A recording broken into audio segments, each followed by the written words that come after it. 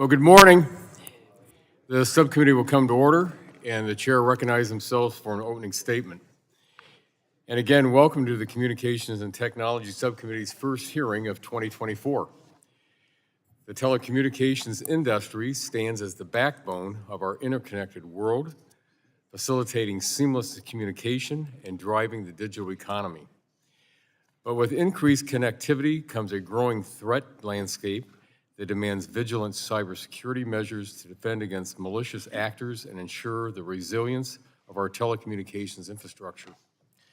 Astonishingly, every 39 seconds, a cyber attack occurs, underscoring the relentless nature of the challenges we face in safeguarding our digital infrastructure. Industry faces evolving cyber threats, ranging from general brute force attacks to sophisticated and targeted deception. Common threats include distributed denial of service attacks, which disrupt service availability by overwhelming networks with traffic, phishing attacks, targeted users to compromise sensitive information, and ransom attacks, which paralyze operations and hold critical data like patient health information captive. Additionally, the rise of the Internet of Things, IoT, devices allows us to be more connected to our surroundings more than ever before. From smart home appliances to wearable gadgets, IoT devices have transformed the ways we live and work. However, their proliferation creates new and complex cybersecurity challenges that need careful consideration and robust solutions. With billions of interconnected devices, each with its own set of vulnerabilities, the possibility of attacks expands exponentially. To combat these threats, the Federal Communications Commission, FCC, announced the creation of a voluntary cybersecurity labeling program for smart IoT devices with the goal of protecting American users. This program, called the U.S. Cyber Trust Mark, would place a logo on products that meet a basic level of security. The security requirements would be developed by the FCC and based heavily on the work of the National Institute of Standards and Technology, NIST. Well, I still have a few questions regarding the voluntary nature of this program, particularly in light of the FCC's recent net neutrality and digital discrimination orders. I am pleased that the Commission is taking proactive steps to protect Americans from cyber attacks. As we navigate the complex landscape of cybersecurity, collaboration between industry, stakeholders, government agencies, and cybersecurity community is paramount. Developing and sharing best practices, threat intelligence, and technological innovations will strengthen our collective defenses against evolving cyber threats. The integration of artificial intelligence, AI, has emerged as a sharp, double-edged sword in the security landscape. It acts as both a crucial tool in the defense against cyber threats and as a potential enemy, potent enemy.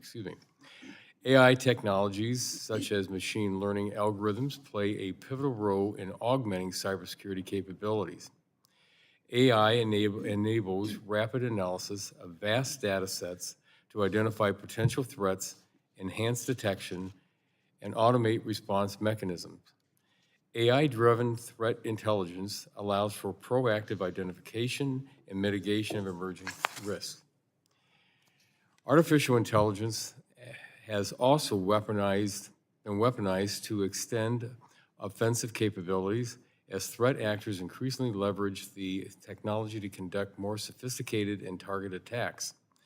Adversarial machine learning, where attackers manipulate AI algorithms, presents a new challenge that requires continuous innovation and defensive strategies. At today's hearing, we will hear from experts on border gateway protocol security. This postal service for the internet ensures that your information gets to its intended destination in as few steps as possible. While internet routing security might not be the most attractive topic for a congressional hearing, it is our job to discuss these security issues and protect the American public. Again, I want to thank our witnesses for being with us today, and I look forward to our discussion and from your testimony. And at this time, I now yield to the ranking member of the subcommittee, the gentlelady from the 7th District of California, for 5 minutes for her opening statement. Thank you very much, Mr. Chairman. I'm delighted that for our first hearing in 2024, we'll be exploring the modern cybersecurity landscape. It's timely and an important part of the subcommittee's jurisdiction. Over the last few years, major cyber events like the Colonial Pipeline and ransomware attacks on hospitals have opened American eyes to the pervasive threat posed by unsecure cyber infrastructure. For too long, this threat was treated as an afterthought or something only major financial institutions needed to worry about. Unfortunately, recent history has shown just how flawed this mindset can be.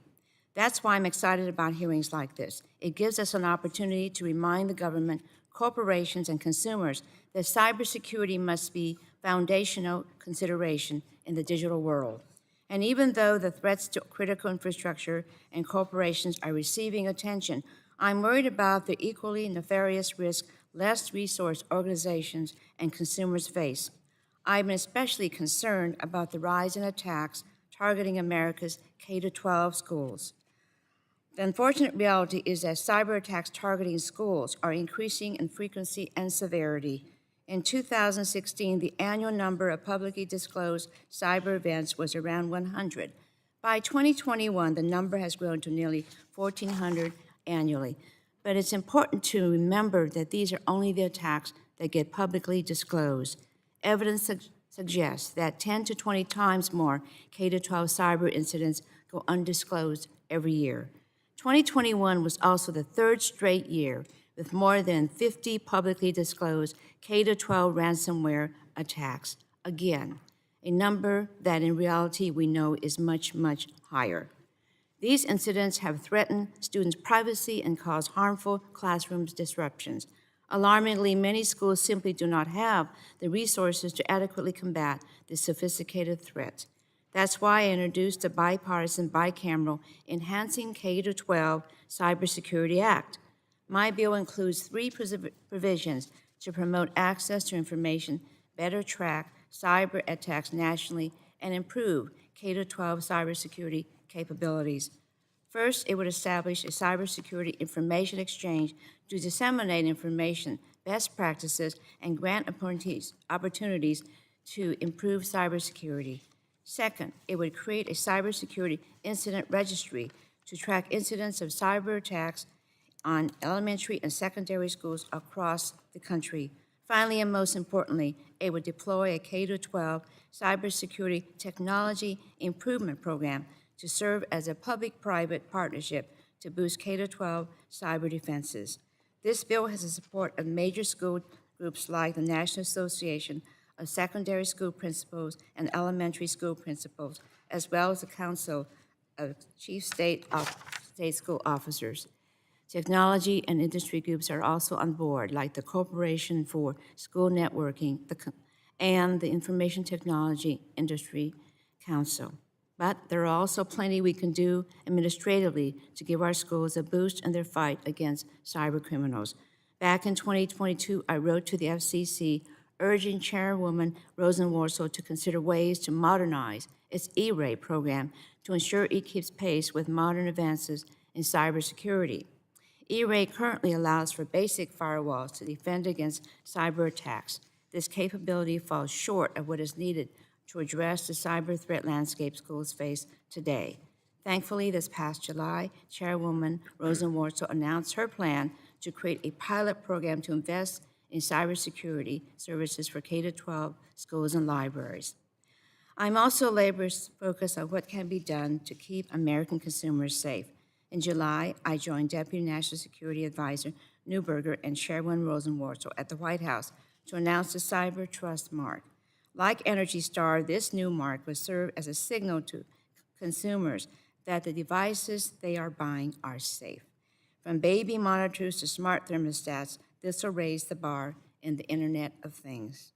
I'm excited to hear from our witnesses today, and with that, I yield back the balance of my time. Well, thank you very much. The gentlelady yields back, and the chair now recognizes the gentlelady from Washington, the chair of the full committee, for 5 minutes for her opening statement. Good morning, and thank you, Chairman Latta. Cyber criminals are estimated to have made nearly $8 trillion in 2023, a number that's expected to rise to $10.5 trillion by next year. For Americans who've become accustomed to using the internet as an essential part of life, that means their most personal information is constantly at risk of being exploited by bad actors.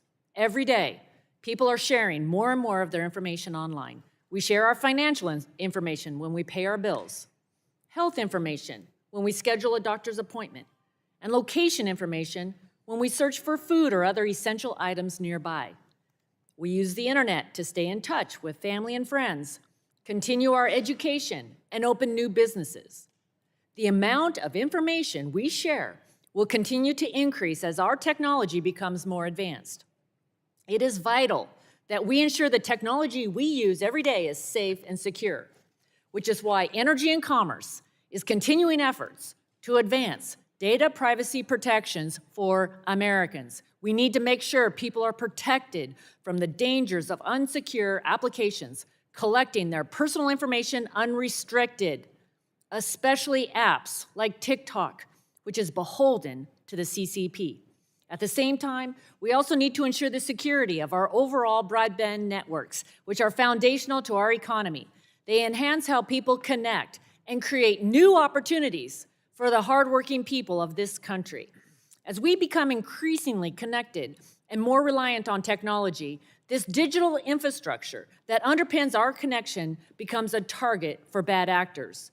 From phishing scams designed to steal our personal information to ransomware attacks that extort money from people and businesses, the AI-generated threats, which are making it easier and easier for criminals to target Americans, the list of tools continues to grow, and the communications sector, in particular, has long been targeted. 2021 saw a 51% increase worldwide in the number of attacks on communications infrastructure. In the US alone, there are more than 2,200 cyber attacks on communications infrastructure every day, averaging nearly one attack every 39 seconds. The range of tools used by cyber criminals is extensive and growing. Both in the United States and around the globe, broadband networks are integral to the functioning of governments, military operations, and essential services. Foreign actors, particularly those from countries with a track record of state-sponsored cyber activities, are increasingly exploiting vulnerabilities in our infrastructure in order to carry out espionage, cyber attacks, and other activities that compromise our national security. That is why our efforts to remove equipment sourced from companies like Huawei and ZTE, which are China-owned and controlled by the CCP, are so important. In 2020, Congress passed the Secure and Trusted Communications Network Act to mitigate these vulnerabilities. The bill established a fund for broadband providers to replace communications network equipment that poses a national security threat. It is vital that Congress provides the $3 billion needed to fully fund this effort, and I'll continue to work with my colleagues to find a path forward. We cannot continue to allow China to access our networks or compromise our communications supply chains, especially with the increasing frequency and sophistication of these attacks. Addressing ongoing cyber threats will take an all-of-the-above approach rather than a one-size-fits-all, one that leverages the expertise of our federal agencies in their specific, unique sectors. At the same time, we must ensure industry is able to innovate and adapt to evolving threats, and that the government does not unnecessarily restrict industry with overly burdensome regulations that prevent it from responding swiftly to cyber threats. This is the best way to build on American technological and communications leadership, strengthen our national security, and win the future. I look forward to today's hearing, discussing how we will enhance our cybersecurity to protect the digital infrastructure that is vital for every aspect of our lives. Thank you to our witnesses for being here. Mr. Chairman, I yield back. Well, thank you very much. The gentlelady yields back, and the chair now recognizes the gentleman from New Jersey, the ranking member of the full committee, for 5 minutes for an opening statement. Thank you, Mr. Chairman. Today, the subcommittee continues its vigilance in overseeing our communications networks and ensuring we're doing all we can to protect them from threats. These threats may come from rogue internet criminals using ransomware to extort money from hospitals, schools, and libraries, or they may come from foreign adversaries that see our networks and devices as entry points to disrupt our daily life or conduct espionage campaigns. Protecting our communications networks from these threats is essential because the communications sector underpins a significant part of the American economy. From healthcare to energy to public safety, nearly every facet of American life relies on our nation's communications networks. And while the innovations and advancements that these networks enable are remarkable, it also makes these networks and the devices that run on them targets. This will only increase as more devices in our homes are connected. Things like cars, TVs, refrigerators, gym equipment, and even light bulbs and home security systems, if they're connected to the internet, they're vulnerable to cyber attacks. This reality means that even our homes are now subject to a cyber attack. It was recently reported that homes equipped with connected devices can face more than 10,000 attacks a week. And these attacks can give criminals insight into our movements and data about our families. They can even allow criminals to take over the device remotely. So it's imperative that we understand the cybersecurity risks our networks and devices face to better protect our country and consumers from cyber attacks. This committee has focused on cybersecurity on a bipartisan basis. In 2020, we came together to enact the bipartisan Secure and Trusted Communications Networks Act, and this law gives the FCC the authority to exclude untrusted equipment from our communications networks after our national security agencies concluded that they were at real risk. This was a major step in ensuring our networks are secure from malicious foreign interference, but now this rip and replace program needs an additional $3 billion to fully rid our networks of Huawei and ZTE equipment. We must come together again to ensure this program is fully funded. The Biden administration and the FCC have also taken actions to address cybersecurity in the communications sector. Last March, President Biden released the National Cybersecurity Strategy. It takes several important steps, including shifting the burden of protecting cyberspace away from consumers, small businesses, and local governments to software providers who are better positioned to reduce security risks. President Biden then released the implementation plan for the strategy last July. It outlines more than 65 cybersecurity initiatives that federal agencies are conducting and timelines for their completion. And that plan will be updated annually. At the FCC, Chairwoman Rosenworcel has taken several critical actions to strengthen cybersecurity and enhance supply chain protections. She recently rechartered the Communications Security Reliability and Interoperability Council and relaunched the Cybersecurity Forum for Independent and Executive Branch Regulators, which encourages federal agencies to exchange information to protect critical infrastructure. And the FCC has also proposed a voluntary cybersecurity labeling program for Internet of Things devices so that consumers can easily identify trustworthy devices and make safer purchasing decisions. And finally, while securing our communications networks and the devices that rely on them, it's imperative, and I don't want to de-emphasize that it's imperative, but I continue to strongly believe that we must also enact robust federal data privacy protections to complement our cybersecurity efforts. For instance, minimizing the amount of consumer data that our networks and devices have access to could reduce the consumer impact of cyber attacks. Last Congress, Chair Rogers and I worked together to advance data privacy legislation with strong provisions focused on data minimization. With cyber attacks becoming a more common occurrence, minimizing the amount of data collected on consumers is vital, and I remain committed to work on enacting strong privacy protections. It's the only way we can limit the aggressive and abusive data collection practices of big tech and data brokers, ensure our children's sensitive information is protected online, and put consumers back in control of their data. So I look forward to hearing from our witnesses about the challenges and potential solutions for securing our communications networks and devices, as well as consumer data. And I yield back, Mr. Chairman, the balance of my time. Thank you very much. The gentleman yields back. Member opening statements are now concluded. The chair reminds all members that pursuant to the committee rules, members' opening statements will be made part of the record. Again, the chair wants to thank our witnesses for being with us today to testify before the subcommittee. and each witness will have 5 minutes to provide an opening statement, which will be followed by a round of questions from members of the committee. The witnesses before us today are Mr. Jim Richberg, Head of Cyber Policy and Global Field, Cisco Fortinet, Inc., Mr. Tobin Richardson, President and CEO, Connectivity Standards Alliance, Mr. Alan Butler, Executive Director and President, Electronic Privacy Information Center, and Clete Johnson, Senior Fellow Center, the Center for the Strategic and International Studies.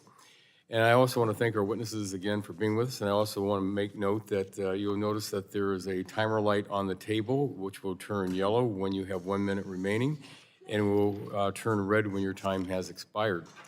So again, thank you very much for being with us. And Mr. Richberg, you are recognized for 5 minutes for your opening statement. Thank you. My name is Jim Richberg, and I have nearly 40 years of experience in cybersecurity, including leadership roles in the federal government, overseeing implementation of major cybersecurity programs in the Bush and Obama administrations, and serving as the National Intelligence Manager for Cyber under 2 Directors of National Intelligence. After my government service, I joined Fortinet as the Head of Cyber Policy and Global Field Chief Information Security Officer. Fortinet is a U.S. company that is one of the largest cybersecurity companies in the world.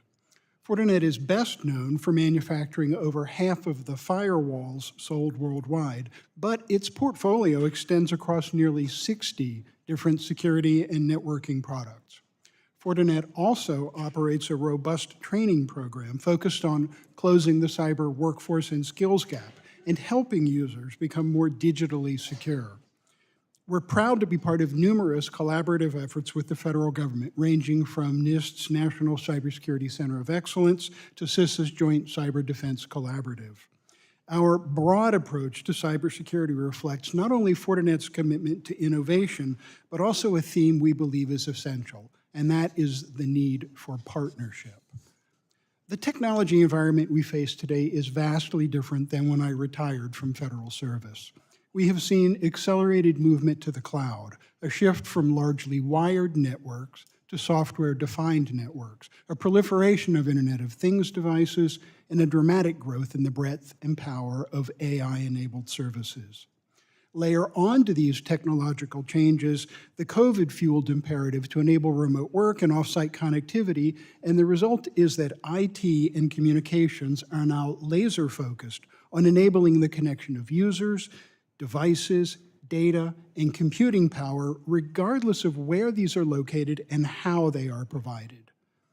Doing this securely is more than any single user, any company, or any government agency can realistically expect to meet alone. At its core, cybersecurity is a team sport. While I go into significant detail in my written testimony, I'd like to highlight for the subcommunity a few areas where effective partnership is happening now and how the U.S. government can continue to foster collaboration. First, any good coach tells his team, talk to each other out there on the field. Cybersecurity is no different, and cyber criminals talk to each other, actively partnering to bring their specific skills to a criminal enterprise. If we are to keep up, industry and government must work together, sharing cyber threat intelligence and having interoperable cybersecurity tools and sensors. Moreover, while companies like Fortinet and large government agencies have the resources and talent to produce their own threat analysis, this is simply not feasible for smaller organizations. NTIA's CSCRIP program, created by this committee for sharing risk and threat information with small telecommunications providers and equipment suppliers, is a good example of partnership to address this vital need. I urge the committee to continue to foster this kind of multidimensional and multidirectional collaboration. Second, we need to partner in supporting consumers. It is not realistic to expect consumers to successfully go it alone in understanding cybersecurity. That is why Fortinet has dramatically expanded its award-winning free training on cyber threats and on good cybersecurity practices. Educating users at every level is critical to our collective security. This means supporting the person using their home computer, as well as the small business owner buying a Wi-Fi access point and the school administrator purchasing equipment for our students. At Fortinet, we were pleased to see the FCC take action that addresses this latter point. The Commission's recently announced pilot project will give school districts the ability to apply for funds to purchase equipment and services designed to meet 21st century threats. And the FCC's work to create a cyber trust mark comparable to the Energy Star label will help increase transparency and empower more informed purchases. Finally, in closing, we need to work as partners who can act quickly and flexibly. And we're fortunate that to date, the U.S. has taken a collaborative approach to cybersecurity with great success. As the committee continues its good work on cybersecurity, I urge you to continue to be partners with us. Thank you for the opportunity to testify, and I look forward to your questions. Well, thank you very much for your testimony today. And Mr. Richardson, you are recognized for 5 minutes for your opening statement. Thank you so much. Good morning. My name is Tobin Richardson. I am President and Chief Executive Officer of the Connectivity Standards Alliance, the international standards body for the Internet of Things industry. The Alliance is comprised of more than 700 member companies that connect consumers to the world of devices. We work together with our members to develop standards with the goal of improving the connection between people and devices to promote innovation in the most secure environment possible. This connection is already delivering big benefits for the American people. Just to name a few, smart water pressure sensors alert consumers to water leaks so they can be fixed before destroying a lifetime of memories. Smart locks and sensors give families peace of mind that their home is secure. Smart thermostats help control energy costs and promote sustainability. Historically, the Internet of Things has been characterized by custom solutions and custom hardware. If you wanted smart light bulbs, you needed the smart light bulbs, their associated gateway device, and an app to control them all. This was not only a challenge for consumers trying to make things work together in their homes, but it also created the challenge of evaluating the relative security risk of each piece of technology. Some of our member companies engaged early to help consumers navigate the dizzying complexity of integrating different systems interfaces in unique ways by creating ecosystems of devices that could work together within the home. Amazon's works with Alexa, Apple's HomeKit, Google Home, Samsung SmartThings are the largest and best known, but there were and are other ecosystems of devices. This was a significant improvement over hundreds of separate options, but as an industry, we thought we could do better. That improvement is called Matter. While still in its infancy, today our Matter standard is allowing consumers to connect smart devices from different manufacturers across the industry. Matter does this by using a common application layer or language and data model that delivers interoperability between devices, allowing them to communicate with each other across multiple network technologies. As Matter was developed by our membership, integrating data privacy and security was essential to our work. That's why the Alliance developed a set of principles to guide this global standardization work. Those principles are confidentiality and integrity, proof of identity, the use of open standards, and minimizing the data shared. These principles aim to protect consumers and their personal information in IoT systems. As our members developed Matter, we recognize that if we truly believe in providing an environment for data privacy, we must ensure that security is at the heart of the Matter standard. This is why security was core to the development of Matter. Just as we started with principles for our privacy work, the Alliance's principles on security serve as key design tenets and provide a baseline for building secure IoT devices. First, Matter devices employ a comprehensive security approach. That means securing the device from the start, protecting every message the device sends from the moment the consumer adds it to their network, and ensuring that updates to the device are secure. Second, security of Matter devices based on strong established cryptography out of the box. Third, Matter devices need to be agile. As others on this panel have testified and will testify, cyber threats are constantly changing. Device security needs to be at least as adaptive as the threats it will face. Fourth, Matter devices need to be resilient. Even though the most well-designed device will face adverse conditions, these devices need to be designed to protect themselves, detect threats, and recover from failures. And finally, and probably most importantly, all of this has to be easy. Consumers should not have to be part-time or full-time engineers to get the basic use of their different devices. In addition to building consumer confidence with Matter, we support the FCC's proposed U.S. Cyber Trust Mark program. We believe this program will be most effective if it remains voluntary and focused on IoT devices. We also recommend the FCC structure the program to allow it to be strong enough to meaningfully address IoT security, be flexible enough to incentivize private sector adoption, and be informative enough for consumers when they purchase new products. The Alliance looks forward to working with the FCC and our colleagues in the industry, such as the Consumer Technology Association, on implementing this program. Consumers will have a new tool that will give them confidence that the products they are purchasing are secure. They can just look for the new FCC Cyber Trust label. Thank you again for this opportunity to testify today. I look forward to your questions.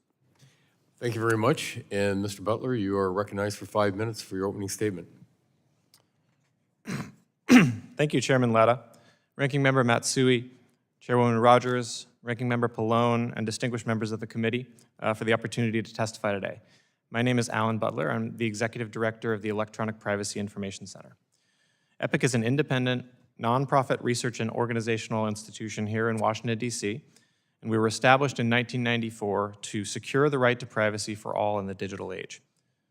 We applaud this committee's leadership in advancing strong privacy and data security standards and supporting robust enforcement to secure our communication systems and protect consumers, public safety, and our national security.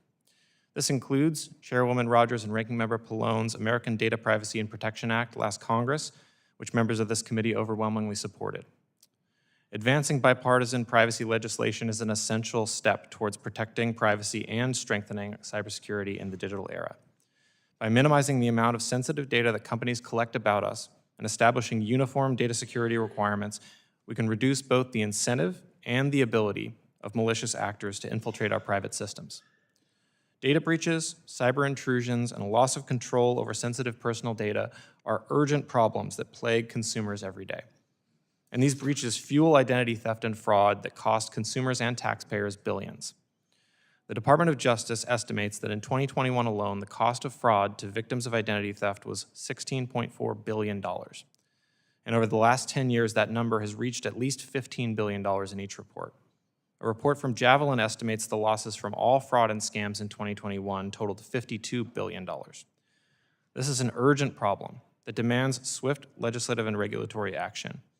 The FCC has an important role to play in coordination with other agencies to ensure that we are making the best use of current authorities to combat these data abuses online. And we encourage this committee to provide these agencies with the resources they need to safeguard and harden our communication systems against cyber attacks and misuse. One key category of identity fraud is account takeover fraud, which costs consumers more than $10 billion a year. Our insecure communications protocols are a major vector for these account takeovers. Unsuspecting consumers have seen their financial accounts drained, their sensitive files stolen or deleted, and have been subject to surveillance and harassment or worse. And the vulnerabilities in our networks are also an entry point for malicious foreign actors that threaten our physical safety and national security. The White House National Cybersecurity Strategy recognizes that harms caused by poor cybersecurity will not be solved if we rely on market forces alone. A secure and resilient digital ecosystem is possible only if the entities that are best positioned to reduce these risks bear some of the consequences of these breaches.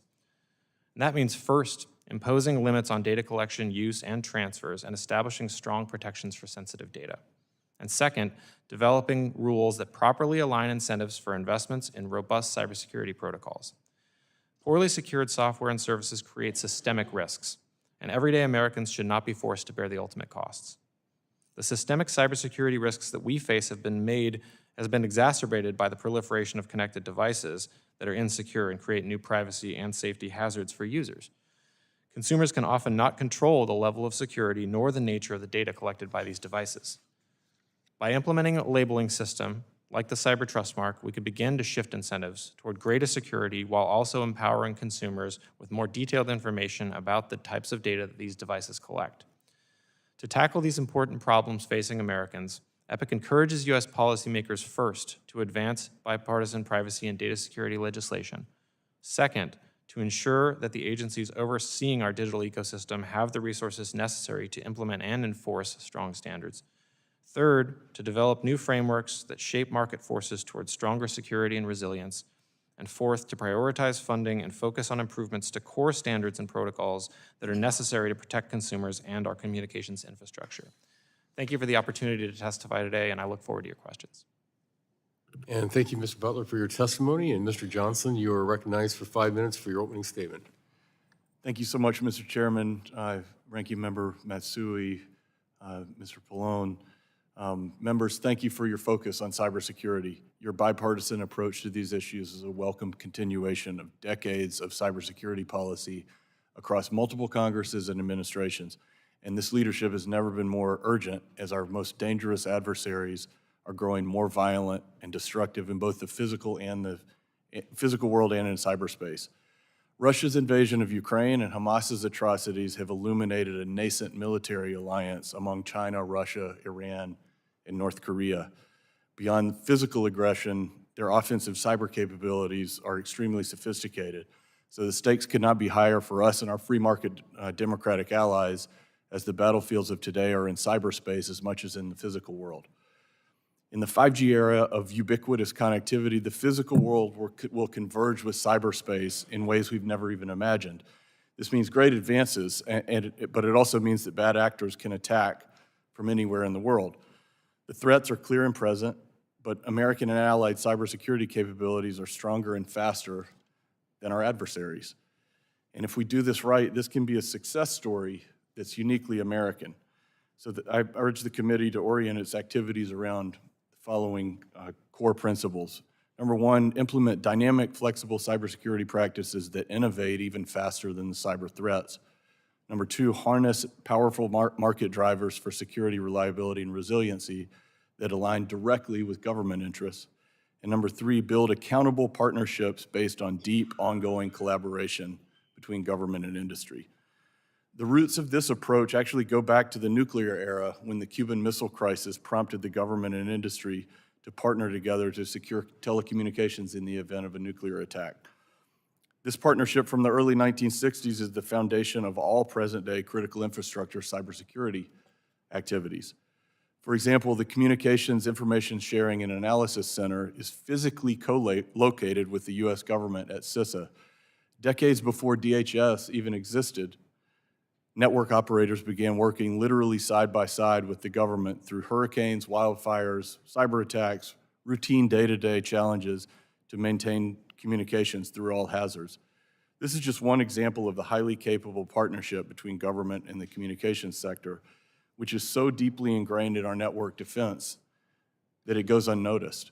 A good example is March 2020. We all remember COVID shifted our society to remote school and work overnight, but video conference services like Zoom were not ready for hundreds of millions of people at once. ISPs met the unprecedented demands and worked furiously behind the scenes with the government to secure America's networks during this massive shift. This dynamic, proactive, collaborative accountability for security prompts an ever-improving race to the top instead of traditional prescriptive checklist compliance, which leads to complacency at the lowest common denominator. I want to highlight 4 areas where the committee can advance these principles. First has been discussed, IoT and the Cyber Trust Mark. I think this new program is going to leverage extraordinarily powerful global market drivers throughout product development and operation. It's based on NIST processes that are very rigorous with engineers and cyber experts. It will grant significant legal protection and security credibility to those earning the mark. And I urge the committee to press to maximize the speed and market power of this new program by establishing the mark as an opt-in program and vigorously promote adoption so it can move at the speed of the market. Second, internet routing security. The stakeholders in the internet routing system are extremely diverse, complex, and even global, many well outside the FCC or U.S. government jurisdiction. So ISPs last year proposed a broad collaborative approach to accountability in routing security.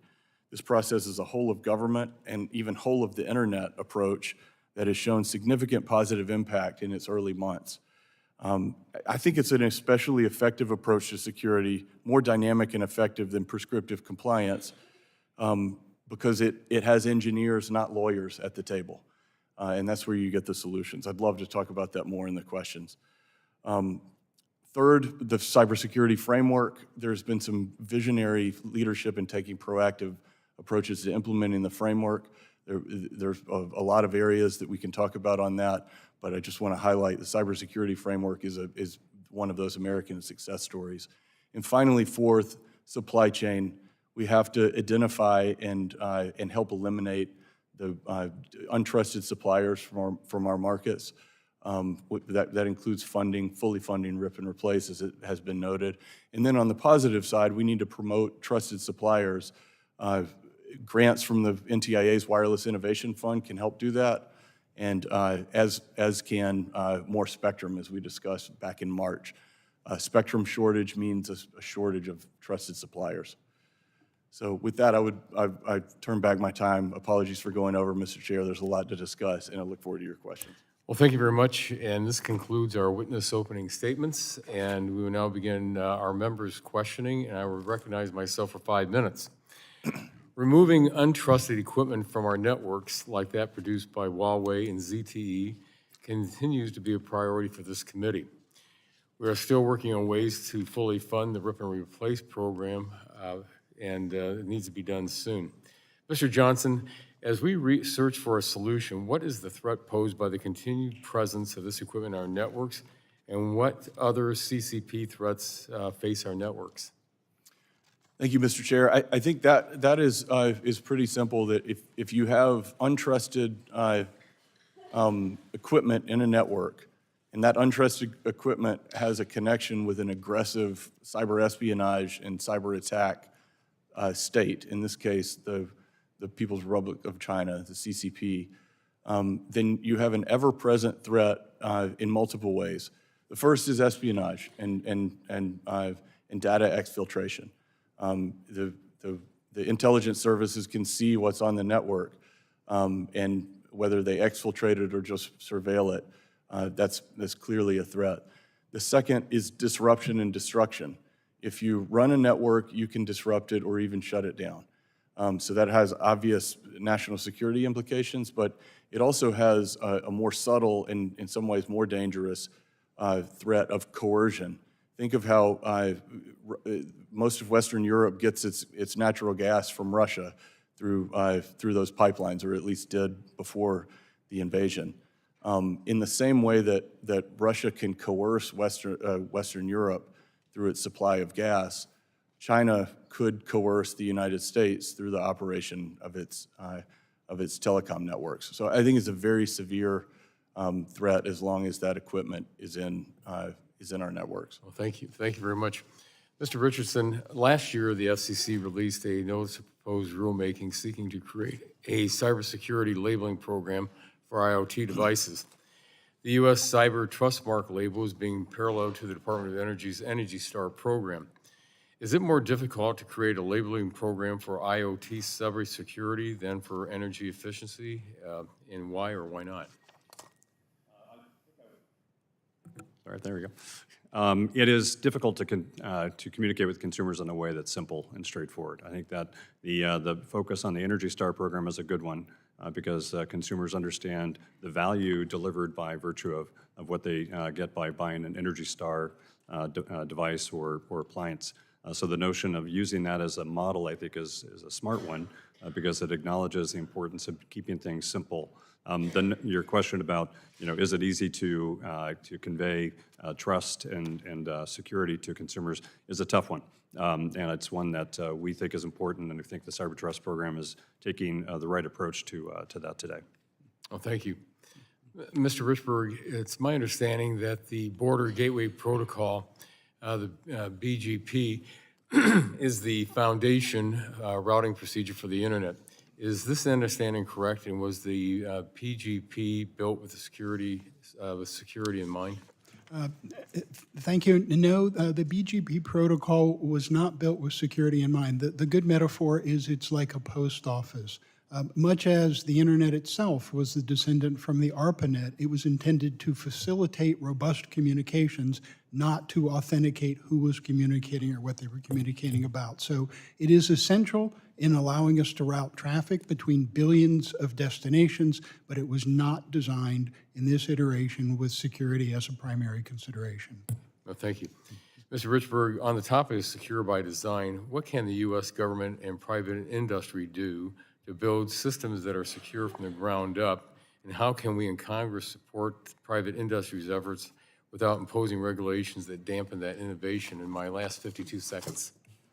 Thank you. Secure by design and its successor, secure by default, because when you build something securely, you shouldn't rely on people to have to figure out how to make it secure, send it to them in that configuration, is something that the national strategy focused on, and that I actually am part of the dialogue with government to say, how can we turn this laudatory goal into something that industry can realistically develop capability that will be impactful for consumers and that will accomplish what you want as a strategic vision. There's a lot of ongoing dialogue about how we really make this happen. It's a work in progress, but I think it's frankly critically important, because if you can get this right coming from the IT sector, this becomes something that affects all of critical infrastructure, that strengthens security of every citizen in the country. Well, thank you very much. My time has expired, and I now recognize the gentlelady from California, the ranking member of the subcommittee, for 5 minutes for questions. Thank you very much, Mr. Chairman. I want to go back to the K-12 cybersecurity concerns. I think most people don't think that's quite as important, but it's really very, very important. And I'm especially concerned because that's a weakness, really, in our schools' defenses to exploit sensitive data about our students and teachers. And that's why I introduced the bipartisan, bicameral, Enhancing K-12 Cybersecurity Act to boost cyber defense and protect schools. Mr. Richberg, can you describe the severity of the threat our schools face? And do you believe my bill can better equip schools to defend themselves? Let me take this in reverse order. Yes, we think your bill would help with this, and on behalf of ourselves and our partners in the K-12 community and the library community, we thank you for your consistent advocacy on behalf of cybersecurity for these groups. This is part of the soft underbelly. These are under-resourced organizations. I've had conversations with K-12 districts who say, I would love to increase my network defenses, but that means I have to give up teachers' aides in the classrooms. It is a zero-sum game, and unfortunately, they lack resources. They lack the staff to do this. These are people for whom no jurisdiction in this country is large enough to have cyber threat analysts to make sense of the kinds of threats they face and to operationalize that for their districts. Yet collectively, you could have an information sharing and analysis center, take that kind of information, put it out, give them all collective defense on an automated fashion. So yes, it is critically important. Too much student data, financial data, all of this is exposed. This is a target of opportunity for criminals. There is a lot that can be done in this area. Okay, well, thank you very much for that.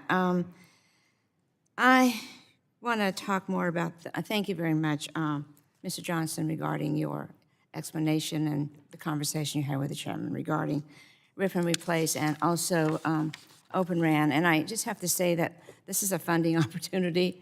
We really need to do it in that way, and we all know that these programs are so very, very important. Do you know how we could really look at this in a way that people get more engaged? I mean, we talk with our constituents all the time, and regardless of where they are, whether they're large areas or urban areas or rural areas, this is really a concern of theirs, and many times you're waiting for the funding, particularly rural areas when they have the rip and replace. And do you hear more from my type of constituents on that regard also? It is, ma'am, thank you, and I just want to also commend you for your leadership of securing our schools and libraries, so thank you for that. I think the challenge in cybersecurity and security in general is that for a lot of constituents and consumers, it's an abstraction. They know there's a danger, but they don't know exactly what it is. And so maybe I think one way to look at this is to look at those 4 autocratic regimes that I mentioned up front, especially China, but also Russia, Iran, and North Korea. Mm-hmm. Think about what they're doing in the real world, and then constituents can explain that can understand that is what they aim to do in cyberspace as well. It's not an abstraction. Those autocratic regimes want to control the way their citizens and we operate in cyberspace through information, through our information operations, through theft of our information, and ultimately through control of the networks that enables our daily lives. Sure. So it is actually real, and it's real in the physical world as Okay, well. thank you very much. As cyber criminals become nimbler and more sophisticated, AI will help detect and defend against novel cyber attacks. Leveraging new cyber threat intelligence data analyzed by cyber professionals, we can isolate threats before they're deployed at scale. Mr. Richberg, how is machine learning and AI being leveraged to identify new cyber threats? So we often talk about the attack surface, and what we have done, AI is not novel. We have been using it in the industry for over a dozen years. It has the ability to allow us to characterize what normal activity is, to see what's abnormal, and as someone who ran offensive operations in the U.S. government, you try and fail many times before you succeed. This allows you to see them trying, figure out what they're doing, block it at point of attack, inoculate everyone globally against that threat. So this is something that has been a quiet revolution for the cybersecurity industry. Okay, thank you very much, and I see my time has run up, and so I was certainly submit questions. Thank you very much. The gentlelady's time, pardon me, has expired, and the chair now recognizes the gentlelady from Washington, the chair of the full Committee of Energy and Commerce, for 5 minutes for questions. Chinese Communist Party poses a significant threat to many aspects of our communications sector.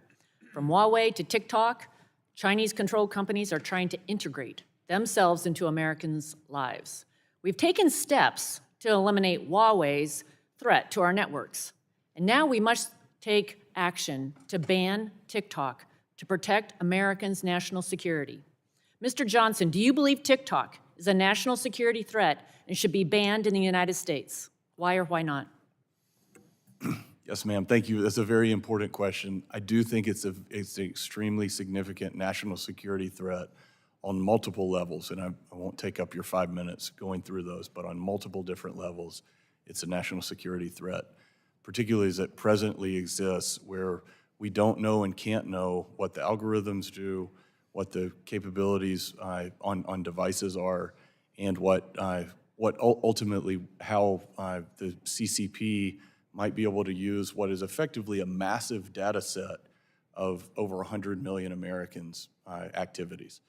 So yes, it's an extremely severe threat, I think, and I think the U.S. government has a core interest in national security and consumer privacy to fundamentally change the way TikTok operates.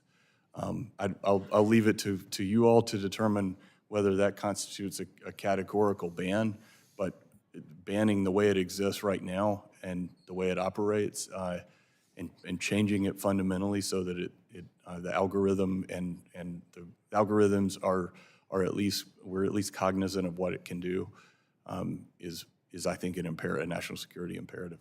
Thank you. Mr. Richberg, in your testimony, you discussed the changes in threat and malicious activity in the digital environment. Are there specific emerging threats or attack vectors that you believe pose a cybersecurity threat to the communications industry in the near future? So thank you for the question. And I look at the things that we are putting together, for instance, the growing use of space by telecommunications, capabilities like 5G in a box. All of these are empowering, but when you put these complex systems together, I think they're introducing new vulnerabilities that we will probably find are exploitable and that will mean that we're going to have to play catch up on those. So as with any new innovation, it brings you opportunity and it brings you challenge. So I would say the fact that we're coming to things like 5G in a box, greater portability, private networks for that, and space. Space is the emerging frontier for all of this. Thank you. Mr. Richardson, what are the key challenges in ensuring the security of IoT devices, considering the diverse range of devices and their interconnected nature? Will the FCC's U.S. Cyber Trust Mark contribute to ensuring cybersecurity in IoT devices? Thank you very much for the question. It will go a long way, but it will take, as Mr. Richberg pointed out, a team sport. It will take everybody at the table understanding the complexity of the challenges that we face, but also making sure that we're doing our individual roles well. As you do on the policy side, we will work to make sure that the global standards are done in a way that are transparent so we all know what's going into them. are done in a way that has as many actors at the table so that we have the best and brightest involved in developing those standards themselves. So it is a complex question. It's going to take all of us to do it. Well, thank you. As a follow-up, what steps must the FCC take to ensure the Trustmark remains a voluntary program and does not become mandatory, as regulatory agencies are prone to do? I think they're on the right track to making sure that industry is engaged throughout the process. In addition to that, I think some of the other areas that would be important are to reference other work done around the world.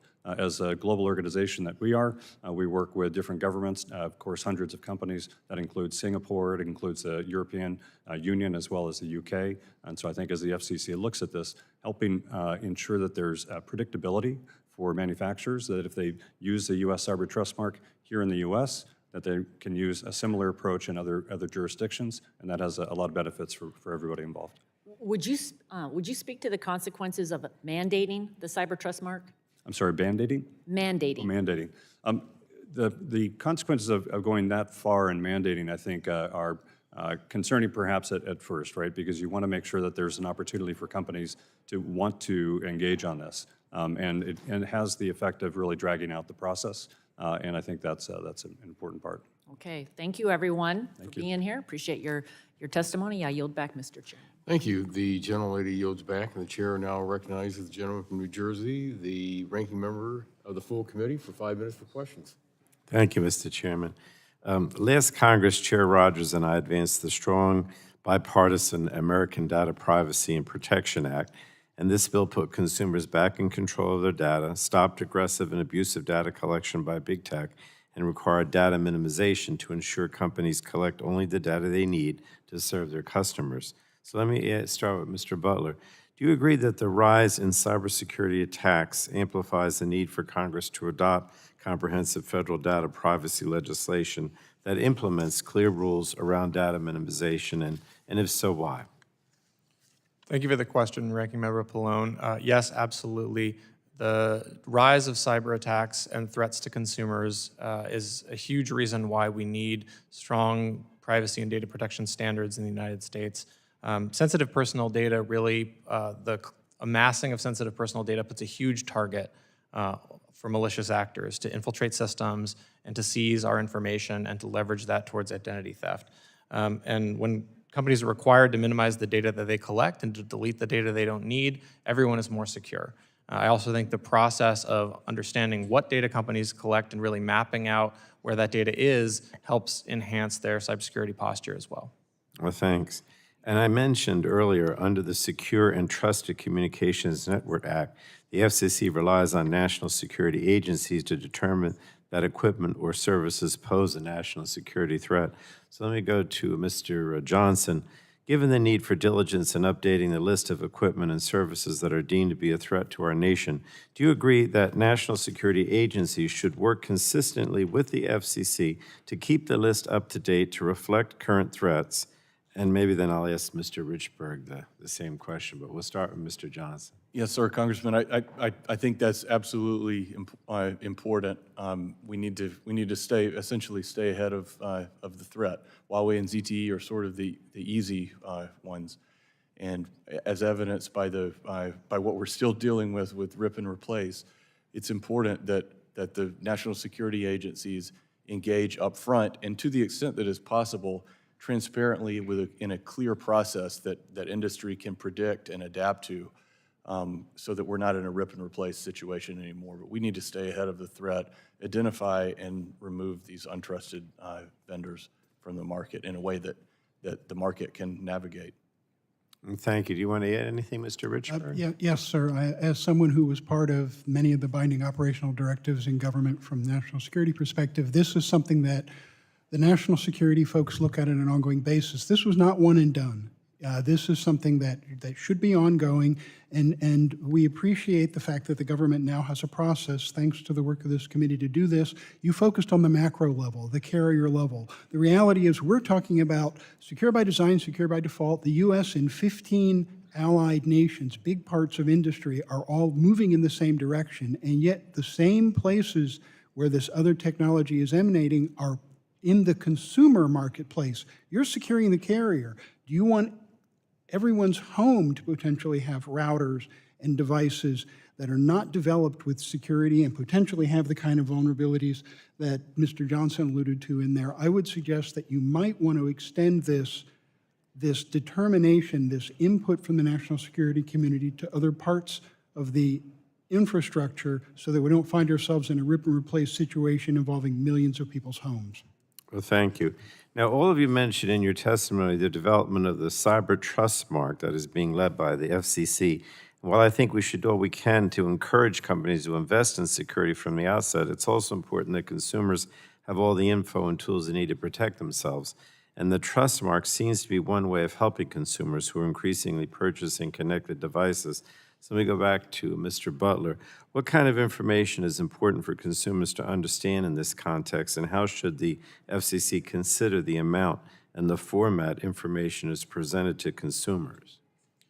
I think thank you for the question, Ranking Member Pallone. I think as several members and other folks testifying here have mentioned, it's a lot of information to consumers to digest. You know, we've recommended that when adopting a labeling system, that we implement a system that has multiple layers, so that, you know, in the mark itself, in the sort of physical labeling of items, there's only a certain amount of information that can be conveyed there, but that there can be, you know, web resources or secondary levels of information that provide more detail, in particular about what data the devices collect or have access to and what sensors. I think consumers really need to know what these devices are doing and what types of, you know, data or potential threats devices might pose to them or their families.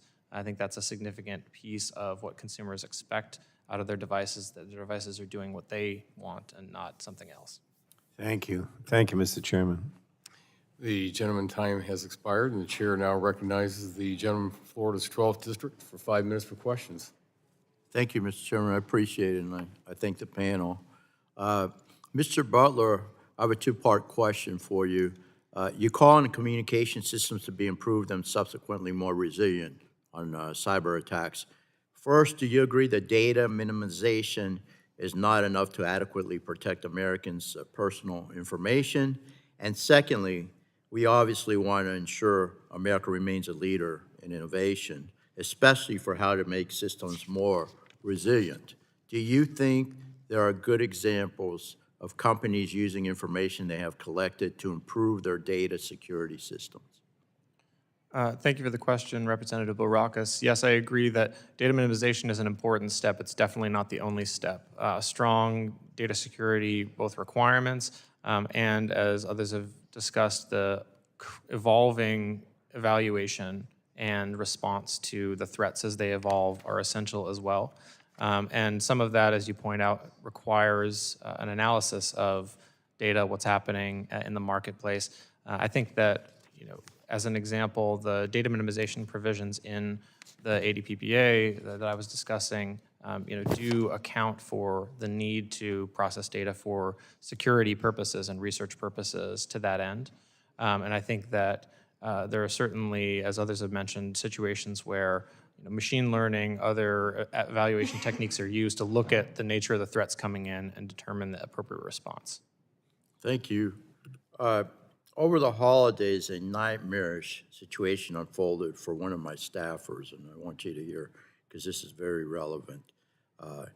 For hours, my staffer's Internet of Things connected doorbell rang at random intervals, over and over and over again, without someone physically pushing the button. Okay, late in the night, he then received a text message from an unknown number stating, and I quote, "Do you want me to stop calling you?" Now, this is a great staffer, a wonderful person who happens to be young, and he has a wife and 2 young children. So you could imagine the scenario. Evidently, his doorbell was hacked into. The number was blocked, and while the motive remains unclear, my staffer immediately disabled the doorbell, reset numerous passwords, talked to 2 police departments, and ultimately filed a police report on the incident. So, Mr. Richardson, is this type of event something that could be prevented, or at least incident numbers reduced, based on the matter principles you described in your testimony and the Cyber Trust Mark program you advocate? Thank you so much for the question, and I think your staff member's experience is not unique, unfortunately. Everybody at this table, I'm sure, has been the victim of some form of cybercrime, and it is touching everything that is digital. The work that the Matter Standard seeks to unify and bring in engineers and security experts from around the world to definitely bring those incidents down. The Cyber Trust Mark, through its practices and encouraging and really getting companies to adhere to principles of better security for their devices, from not sending devices with preset passwords to taking on business practices within their own companies to ensure that those devices are secure and resilient, will reduce those incidents, I'm confident. All right, thank you. For the last 2 decades or more, we've encouraged businesses and individuals alike to take cybersecurity training that warns of the dangers of different types of scams and how to identify them. All House staff, including members of Congress, have to take this type of training on a regular basis. While the scams are getting more complicated every year, it seems that the ways to identify scams have remained relatively stagnant. So, Mr. Richberg, do you think that typical cybersecurity training that is encouraged by business and government alike is outdated and provides diminished returns? And if so, how do we ensure that warnings to customers keep pace with illegal tactics by bad actors? Again, for Mr. Richberg. So I believe that as AI in particular, it makes spear phishing, makes those kind of attacks harder to detect. The value of user training will diminish, but that doesn't obviate it. You need to continue to do that. And that's where zero trust and resilience mean we recognize you will not have perfection in defending your device, but we can find ways of minimizing the consequences of a successful attack. All right, thank you very much, and thanks for holding the hearing, Mr. Chairman. Appreciate it. I yield back. Thank you very much. The gentleman's time has expired, and the chair now recognizes the gentlelady from New York's 9th District for 5 minutes for questions. Thank you very much, Mr. Chairman and Ranking Member Matsui, for holding this hearing. And thank you to our esteemed panel of witnesses for joining us today. Good morning. Our communications sector is a critical facet of our economy, and the 21st century has seen the industry grow and evolve into complex, interconnected web of systems, fueling a range of related industries. As such, our nation's communication networks are under a constant state of threat from malignant actors in the cyberspace and policymakers. And as policymakers, we must stand ready to fend off attacks and protect the American people. Building off the success of the legislation I was able to pass last Congress to streamline the reporting of certain cyber incidents, the Biden administration released its ambitious national cybersecurity strategy in March of 2023. I believe this national cyber plan can offer well-suited support for harmonized regulation of critical industries, including the communications industry, and I applaud the administration's commitment to defending critical infrastructure, disrupting and dismantling threat actors, fostering security and resilience, and investing in a more safe and secure future. But due to a number of high-profile cyber attacks over the last few years, much of my work around cyber has been focused on supporting state and local government cyber capabilities and defending critical infrastructure and streamlining reporting requirements. So I'm appreciative of the opportunity to view cyber issues through a communication-specific lens here today. The growing prevalence of the Internet of Things, or IoT devices, has powered the transition towards smart homes and smart cities, but also significantly expands the attack surface for hackers looking to gain access to networks. And with the increase of potential vulnerabilities for hackers to exploit, it is more important than ever for private companies and government entities to share threat information with relevant parties as soon as possible. Mr. Johnson, in your testimony, you urged lawmakers to implement dynamic cyber practices that can adapt at pace with cyber threats. Can you speak to how the reporting of cyber incidents and regulatory harmonization can help us keep up with the range of cyber threats we face today? Absolutely. Thank you, ma'am. And I think you're referring to the CIRCIA, the so-called CIRCIA Act, the Cyber Incident Reporting for Critical Infrastructure Act, great acronym. CISA will be putting out those rules in March, I think is the statutory deadline. The goal and my own hope is that the streamlining and advancing reporting will create a positive feedback loop of information awareness and then response. So that's a tall order. It's a very, very significant foundational development in our legal and operational approach to cybersecurity. My hope is that we can further advance this whole of government approach where information that's coming into CISA goes appropriately to all to other sectors, other agencies, and collectively we create a positive feedback loop of incident awareness and incident response and best practices. So that's the hope. It's going to take a while, but that's a pretty foundational statute. Well, thank you. And since the launch of a number of new generative AI tools over the last year, artificial intelligence has become one of the most discussed issues on the Hill. And while much of the conversation on AI these days is focused on specific harms and benefits to customers, cybersecurity is too often minimized in these conversations. That being said, Mr. Richberg, I'd like to give you an opportunity to expound a bit on your opening statement. What do you see as the most relevant cyber threats presented by AI? And conversely, how can cybersecurity professionals leverage AI tools to fend off cyber attacks? So when I look at the power of generative AI for attackers, it lowers the barrier to entry. You don't need to be a programmer anymore. You can generate executable code simply by launching a query, and it makes, for instance, spear phishing something easier to do. So it helps the attacker. But conversely, the people in security operations centers are overwhelmed by data. There's not enough of them. This becomes a tool that they can use. You can literally take an incident, drop it in and say, categorize this, tell me what to do about it for my organization. So I look at AI and ML and say, what makes them work? Data, more specifically, big data. As in a general proposition, who is more likely to have information about a network? The people who set it up and are defending it, or someone breaking into it as a black box? The net advantage for AI and ML is with the cyber defender.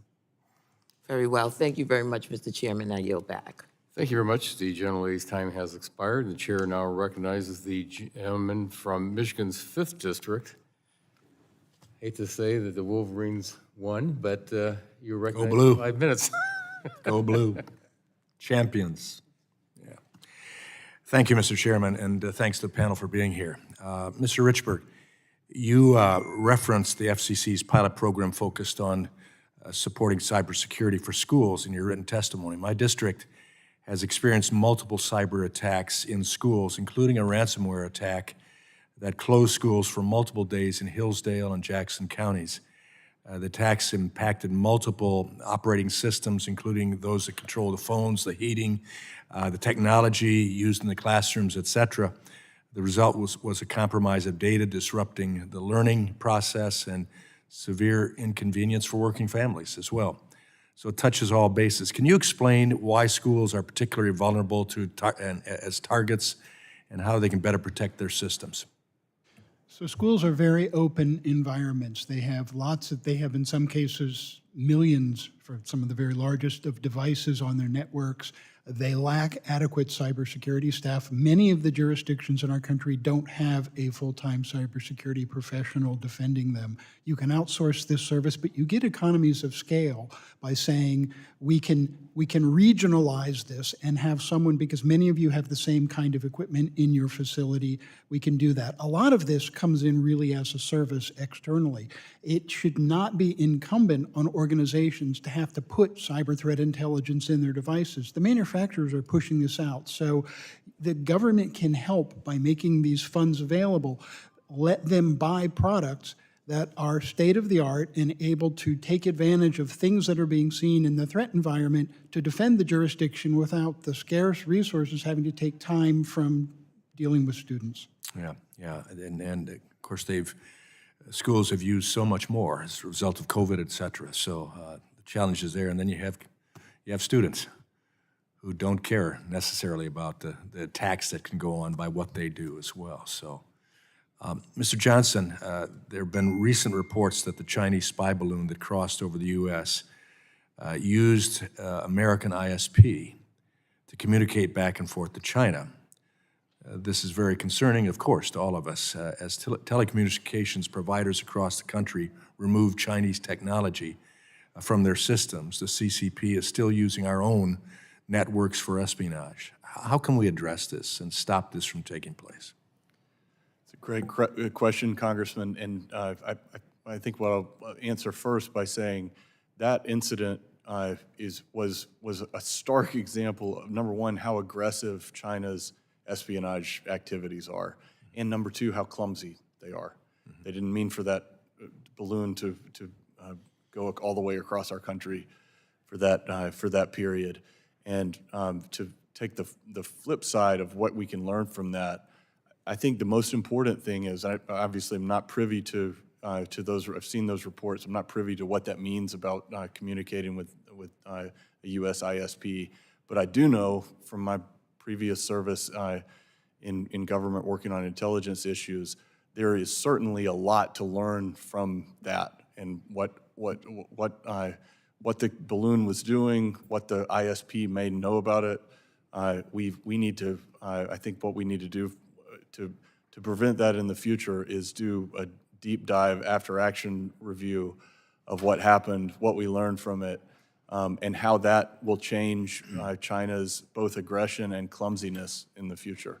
So I think it's all about this collaboration that I mentioned in my statement, private sector and government being on the same team to prevent this type of activity. And admit the truth and live the truth, in the process of dealing with it. Thank you. Mr. Richardson, securing connected devices is essential to keeping our commercial and consumer markets safe. The voluntary labeling that we've been talking about of devices that meet higher security standards is a great way to keep consumers informed and safe. How can government leverage existing industry-led IoT cybersecurity certification programs to accelerate the adoption of the National IoT Trust Mark? Thank you very much for the question. I think government's role is partly what you're doing today, is keeping the conversation open. There needs to be an active dialogue that continues past just the creation of the mark to understand how that mark should and can evolve.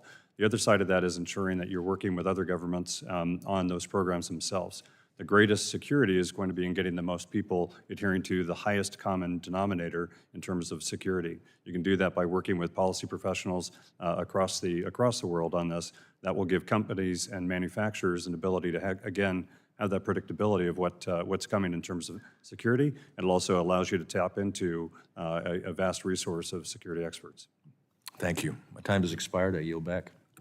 Thank you very much. The gentleman's time has expired and yields back. The chair now recognizes the gentleman from Texas's 33rd District for 5 minutes for questions. Mr. Chairman, thank you very much, and what a great hearing to talk about cybersecurity defenses. I think that we cannot have enough conversations about it. I think that we need to continue to do everything we can to raise awareness amongst the American public and even empower individual Americans to do what they can in their own small businesses and homes and what have you to protect themselves. And last Congress, I introduced the Cybersecurity Clinics Grant Program Act, and the bill would create a grant program at the Department of Homeland Security to fund higher education-based cybersecurity clinics at community colleges and minority-based institutions.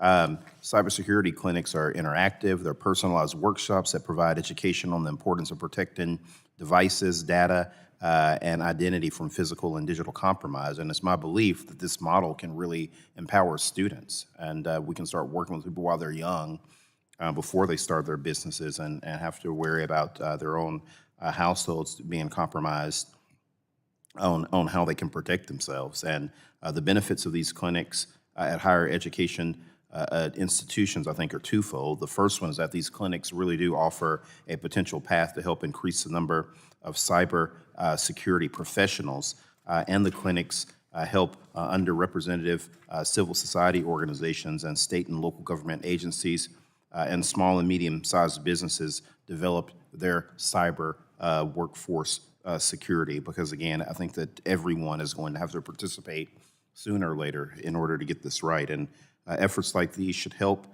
set the framework for a robust and strategic pipeline that can close the cyber workforce and skills gap also while strengthening our national security defenses domestically and globally. And I want to ask Mr. Richberg, in your testimony, you discussed the need for building a resilient cyber workforce. And can you please share some of the best practices and challenges that are unique to closing the cyber workforce gap? Thank you very much. We had been making progress on closing the cyber skills gap. Unfortunately, the gap is widening again. The latest numbers I have seen are 3.4 million unfilled jobs globally on cybersecurity. 90% of those jobs, companies would like someone to arrive who actually has the technical knowledge to come in and be productive from day one. So something like that approach for the community college is in fact a very effective way of saying, I'm giving someone hands-on experience, I'm providing a concrete security advantage in the community. Yeah, wow. As all of you may know, the FCC is considering a proposal for a 3-year pilot program to provide about $200 million to support cybersecurity and firewall services for certain schools and libraries. On the other side, we've seen the private sector backing the rise of university-based cyber clinics, including 2 in the state of Texas. Mr. Richberg, what steps can Congress take to help facilitate public-private partnerships to get these clinics up and running in all 50 states? So this is an opportunity to say, when companies have got technology, let's make sure that students get hands-on experience with this, because, and this ties into, I know you have a lot of veterans in Texas. This is another constituency where my experience is what differentiates an organization that has a meh average level of response from one that is actually good is it's not just technical talent. In their security operations center, do they have teamwork? Do people actually know how to come together to get the job done on a mission? Veterans are a good source for that. So I think we can do a better job collectively at taking these groups who have skills, these groups who need jobs, and putting them in positions to get hands-on training and practice, and then put them in companies where they can make a difference. Yeah, no, thank you. I know that the FCC has talked about the similarities between the Cyber Trust Mark program and the Federal Energy Star labeling program. And I know that we're always trying to reach constituents too that speak language other than English at their home, so we can also protect that particular population from being compromised. And I wanted to ask Mr. Butler, what are the benefits of building on the FCC's multilingual approach to educate consumers about privacy and data security? Thank you for the question, Representative Veazey. I think that with all these programs, we have to meet people where they are and speak literally their language, and I think that's a really critical approach, because ultimately these systems are only as good as the information that they can convey to the consumers that need to know, again, whether their devices are secure, what types of data the devices are collecting. I think that's an important initiative.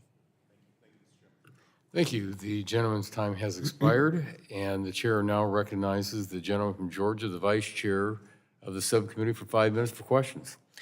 Thank you, Mr. Chairman. I'm over here, guys, in timeout, so thank y'all for being here, and thank you, Mr. Chairman, for this hearing. Cyber attacks, as we all know, can happen in an instant and the blink of an eye, and they can happen to anyone, even our own Security and Exchange Commission.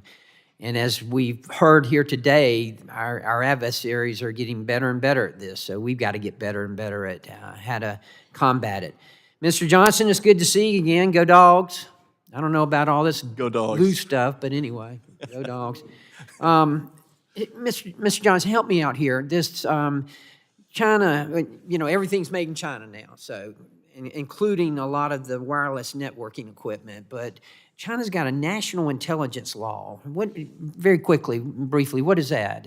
It effectively requires any China-based company to comply with whatever, to provide information or comply in various ways with whatever the Chinese Communist Party government wants. So we're buying all this Chinese wireless equipment and everything, and they've got this law in effect. Should we be concerned? I think we should be and are, thankfully. As I was discussing with Mr. Pallone earlier, updating, for one, the covered list to get beyond the low-hanging fruit of Huawei and ZTE and the other companies that are on the list, to have a discerning approach to where in the market we know or suspect there are particularized threats, where they could be. As you noted, anything that's connected could be a threat, regardless of where it's made.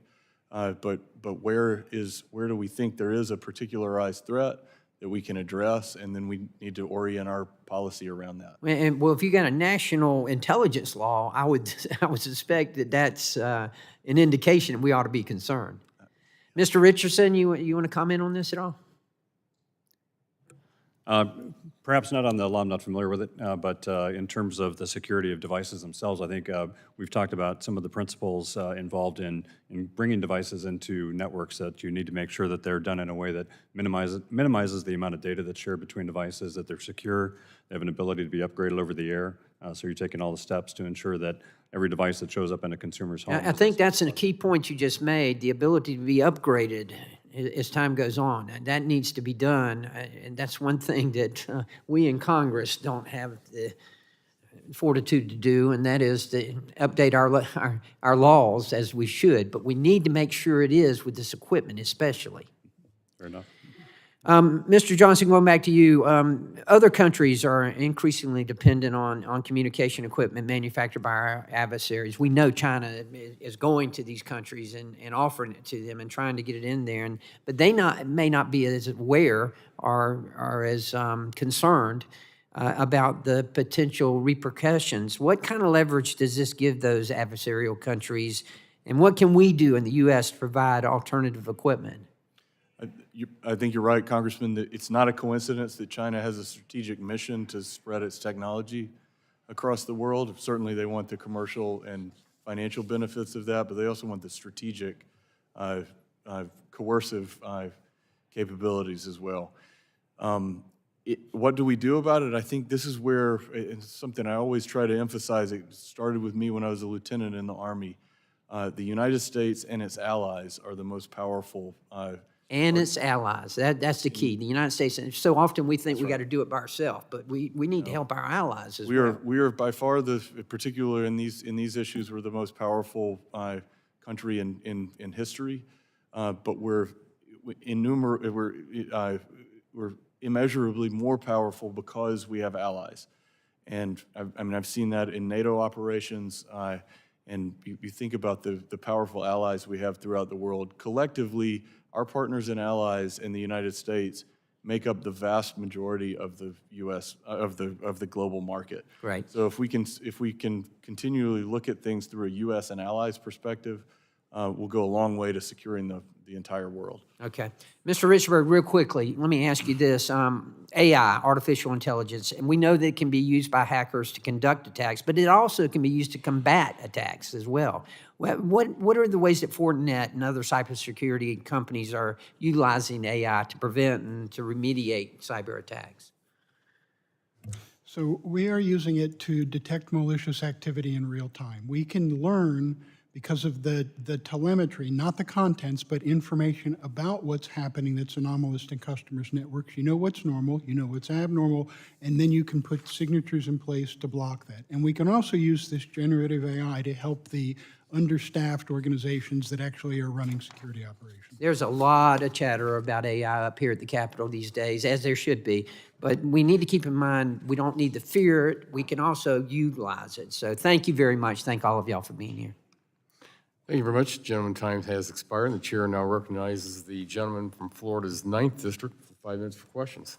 Thank you, Chairman. When we're talking about cell phones or internet, telecommunications is fundamental. Telemedicine, online education, business transactions, the cloud, all flow through our telecommunications system.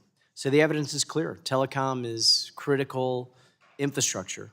When I think about every major threat analysis for our homeland, to major disasters to apocalyptic movies, one common element is that our communications are disrupted and we're left vulnerable.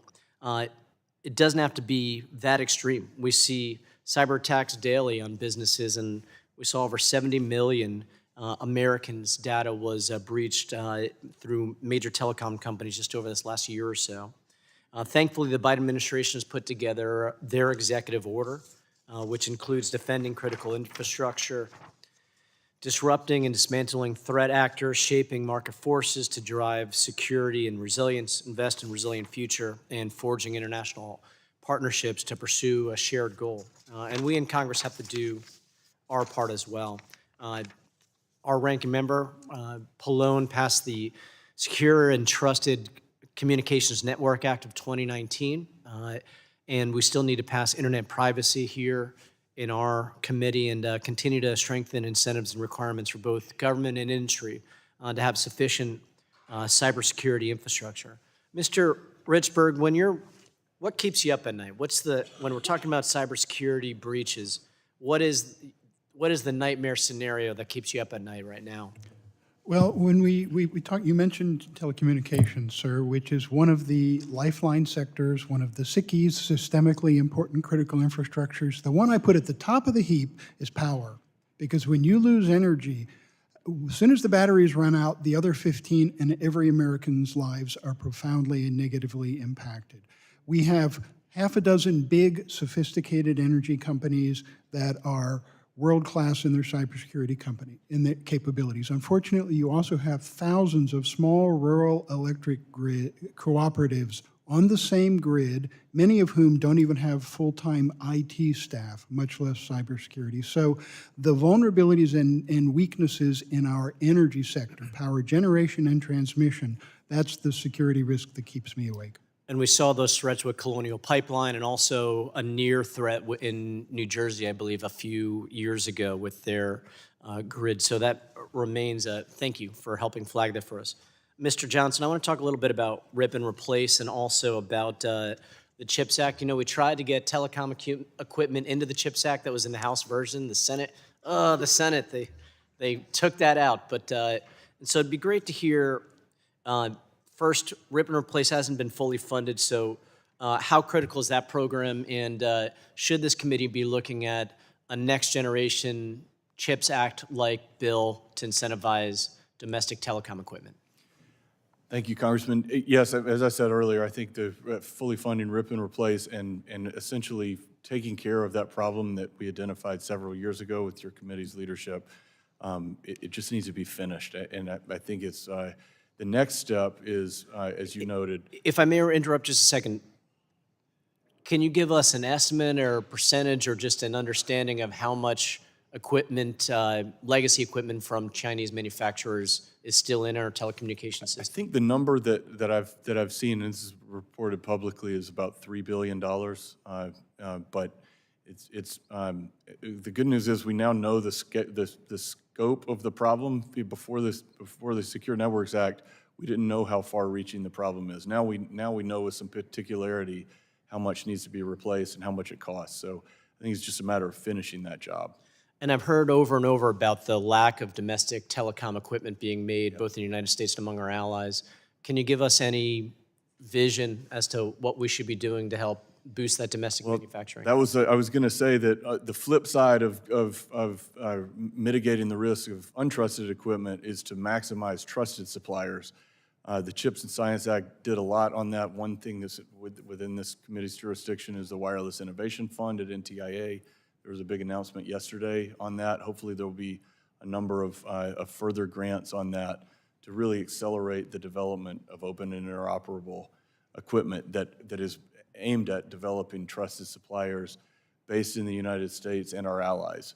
And so going back to the discussion with Mr. Carter, I think that point is also very important, that having an ecosystem of trusted suppliers with this gargantuan market of the United States and its free market democratic allies is a pretty significant counterweight to the sort of autocratic market that begins with China. And this committee must foster that telecom manufacturing ecosystem. So thank you. My time's expired.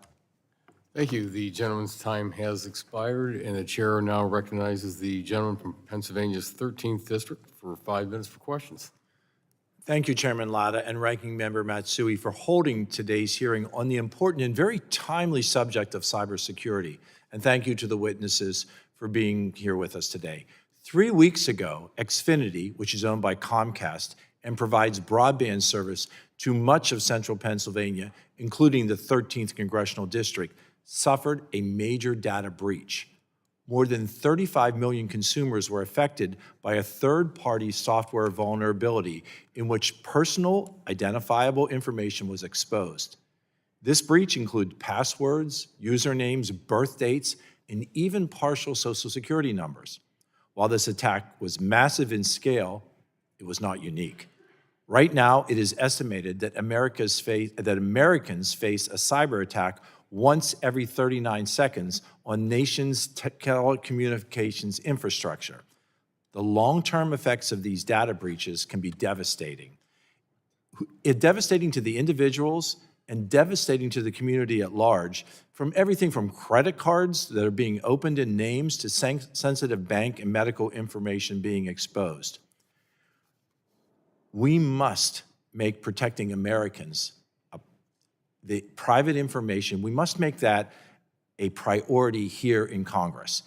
And as we head into the second session of the 118th Congress, we have that opportunity, whether from cyber attacks or from foreign entities like the Chinese Communist Party-owned TikTok. This is information which will come under attack, and it is the congressional responsibility to address this. With regard to healthcare, as we continue to expand the use of telehealth services, we must ensure that patients have confidence that their data and their privacy are secure in order to use these tools and technologies effectively. Already in 2024, actually just 11 days into January, more than 500,000 Americans have been the victim of data breach from their healthcare provider. For patients in my district, being able to see a specialist via telehealth connection can be life-changing. And it is incumbent upon us in this committee to help ensure that the patient's privacy is protected during those visits. My first question is for you, Mr. Richberg. How would you evaluate the readiness of our current cybersecurity systems, specifically those in the healthcare field, against malicious actors and threats? I look at the healthcare industry as an example of operational technology as opposed to an information technology heavy environment. They have a lot of IT, but in IT, sometimes cybersecurity can be one of your preeminent priorities. In operational technology, your priorities are safety, reliability, and security comes in a distant third. And that, unfortunately, is the reality in much of the medical industry, especially in hospitals. I was asked what keeps me awake at night. In terms of data that is compromised, I would put healthcare at the top of that list, because financial data, I can help you clean up your credit history. I can even give you a new Social Security number. If your medical data is irreplaceably yours, if someone commits fraud with that and your history is now commingled with someone else, you can be killed by the wrong blood type being pulled up in a hospital. So this is something that's vulnerable, it's hard to fix, and this is, I think, something where we need best practices, we need to help them with training, and these are the same institutions that in some places are facing closure because they simply find it hard to keep rural hospitals open. Mr. Richberg, can you evaluate the readiness of our current cybersecurity systems, specifically those malicious actors, both foreign and from within? Mr. Richberg. I'm sorry, evaluate the readiness of them? Yes, the readiness of the particular programs. Of the hospitals, I think, again, the large ones have got staff to do this, but small ones tend to lack cybersecurity expertise, and their equipment is focused more on operational readiness and patient care and not really on cybersecurity. Mr. Butler, can you address for us, please, the nefarious actors who are currently attacking the cybersecurity, the ability of our information to remain safe? Are those mostly from within, or are those mostly from out the United States? I think that, unfortunately for American consumers, they face a broad range of threats from cybercriminals. Cybercriminal networks operate across the globe, including, domestically and abroad. And unfortunately, there's a really, what kind of keeps me up at night is the robust capabilities that the criminals are building to develop and deploy malicious software, attacks, phishing, ransomware as a service, right, to make it a sort of a cottage industry for cyber criminals. So I think that it's a broad range. It's not just abroad or domestic. And I think that, as I mentioned in my opening statement, the harms that American consumers suffer as a result of this are really severe and underscore the need for swift action. I thank all of the witnesses for being present here today. My time has expired, and Mr. Chairman, I yield back. Thank you. The gentleman's time has expired, and the chair now recognizes the gentlelady from California's 16th District for 5 minutes for questions. Thank you, Mr. Chairman, and to our ranking member for holding this very important subcommittee hearing. I think our subcommittee has a great team in Mr. Latta and Ms. Matsui leading us. So thank you for your leadership. And to the witnesses, I think you've done an excellent job today. I want to thank Mr. Richberg for his 33 years of service, government service. 33 years, that's rather breathtaking. And your service during both the George Bush administration and the Obama administration, and your work with two DNIs in our government. Bravo to you. To each witness, I think that you've done a terrific job. I would just note parenthetically that as we talk about, all of the threats to our national security, who presents them, what we can do about it, well over a decade ago, I identified both Huawei and ZTE. And it really was hell to try and convince people of what a threat they were. And I'm glad that we've caught up with the identification and that, but how broad this is in our own domestic systems, we need to take care of as well. I also want to say to Mr. Butler that the Electronic Privacy Foundation, I think, has been the gold standard on privacy issues. So thank you for the work that the foundation has done. Many of our local water systems across the country operate without even the most basic cybersecurity protections, and we're learning that there are many others that are in that lane as well, often using default passwords that are easy to hack. Last year, the EPA issued a memo requiring states to include some basic cybersecurity requirements as part of their regular surveys of water systems. Several Republican state attorneys challenged the memo. It was struck down, leaving the EPA unable to address the serious risks to critical infrastructure. In November, the EPA, the FBI, CISA, and others warned that many of these control facilities have since been compromised by Iranian hackers. Mr. Richardson, can you please speak to the threat the U.S. faces through poorly protected or compromised critical infrastructure, like our water, such as our local water systems? And very importantly, what do you think Congress should do about it? Thank you very much for the question. The Alliance mainly focuses on consumer electronics, but I would argue that every person considers their own home critical infrastructure. As we're aware, NIST is also looking at taking that baseline, a consumer baseline for security, and applying that across industrial use cases as well. I used to live in Georgetown at one point near a water reservoir with about, I think, a 6-foot fence. And that gave you an idea for the security of the water at that time. I think we're still seeing that very short fence in front of critical infrastructure systems and due diligence in protecting those as needed. I think there are programs that are coming. The FCC Cyber Trust Mark will go a long way for the consumer side. I understand that the White House and the FCC are looking beyond that as well. Thank you. Mr. Johnson, in your testimony, you discussed the Secure Networks Act, the Secure Equipment Act. These are two bills I worked hard on to secure our communication network.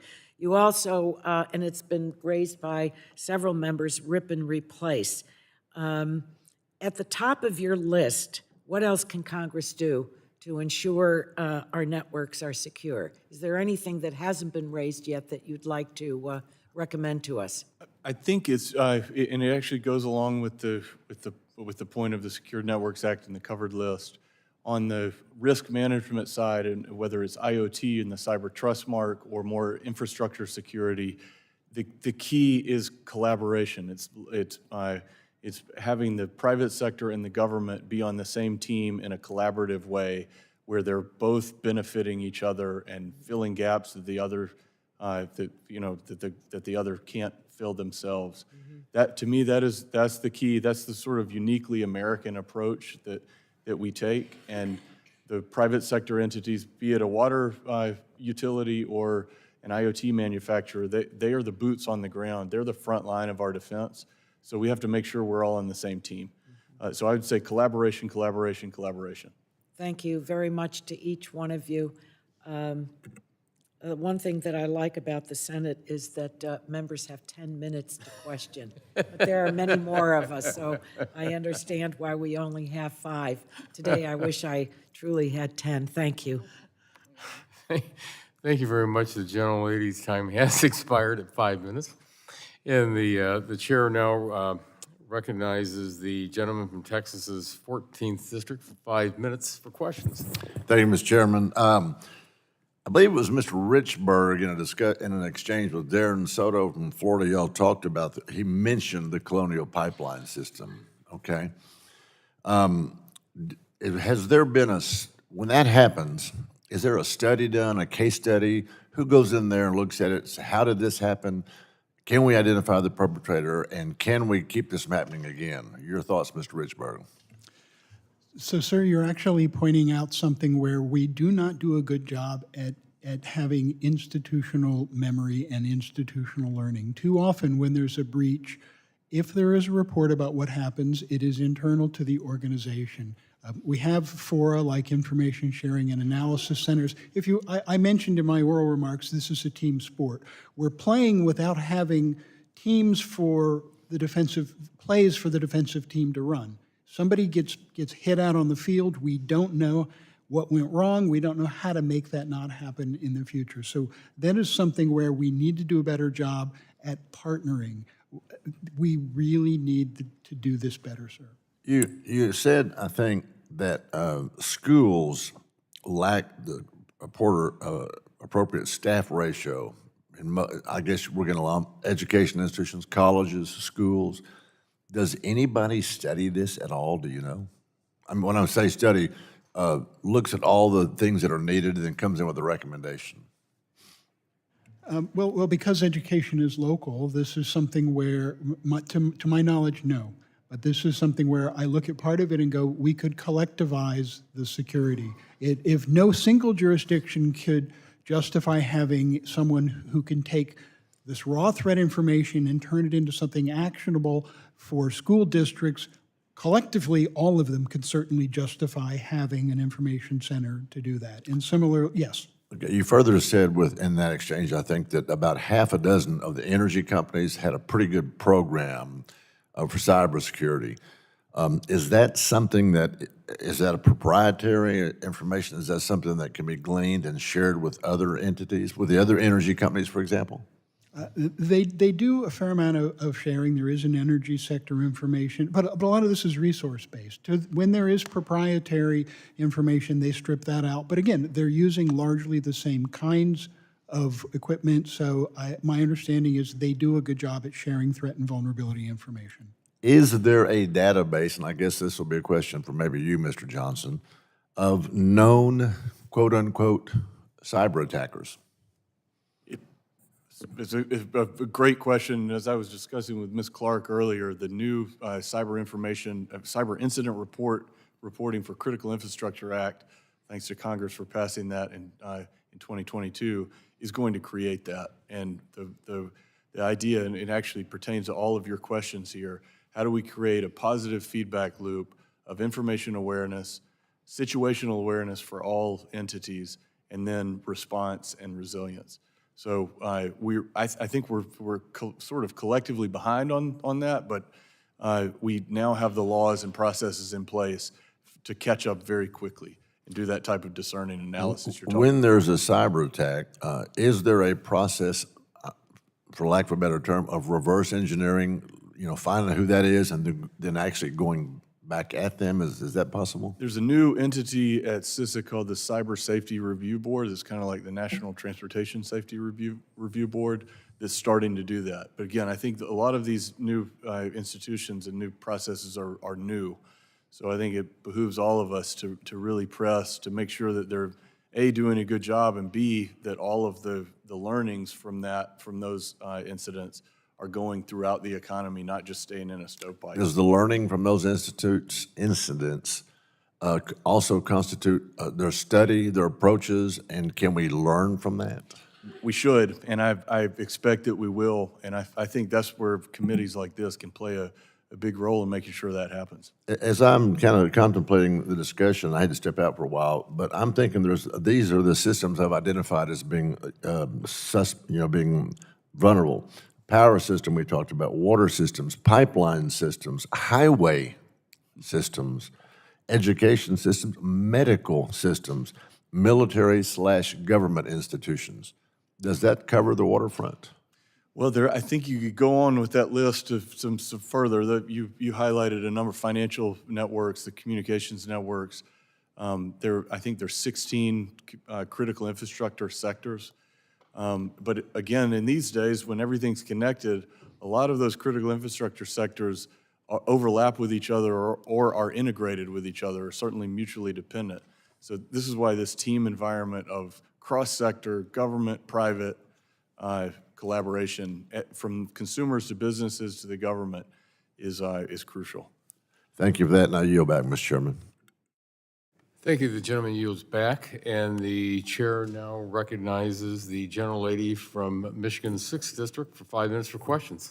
Thank you, Mr. Chairman. I'm heartened by the amount of bipartisan attention and concern that we're seeing on the issue of cybersecurity, and I look forward to continuing the work with my colleagues to address security concerns and mitigate future threats in our networks. This committee has undertaken significant bipartisan efforts to resolve compromised networks, strengthen network resiliency, and leverage the expertise of the federal government and industry. But we know further risk must also be addressed in our communications technology networks, from our global supply chains and our domestic critical infrastructure to new technologies that are now mainstream in our automotive industry. This is critical and necessary for us to continue to increase competition, spur innovation, domestic manufacturing, and ensure the integrity of our systems. So I want to first talk about critical infrastructure. In recent years, our adversaries have invested substantial funds in supporting their state-sponsored champions, which are state-backed companies or conglomerates. They prop them up, enabling them to offer telecom products at a significantly lower cost compared to other global manufacturers. This strategy has resulted in a marketplace flooded with Chinese telecom products, making it difficult for U.S. telecom companies to compete. American businesses are often compelled to opt for Chinese products to remain financially viable, creating a dependency on Chinese technology that poses cybersecurity risks and, bluntly, national security risks. Mr. Johnson, 2 questions. Can you talk about the cybersecurity risks of our business using Chinese technology and critical infrastructure? And what tools and approaches do we have to address this challenge and promote the adoption of American-made telecom equipment? And short, because I have lots more. Yes, ma'am. As I discussed earlier, there are multiple layers of threats from this untrusted equipment. And it's essentially boils down to espionage and disruption and the coercion that can come from both.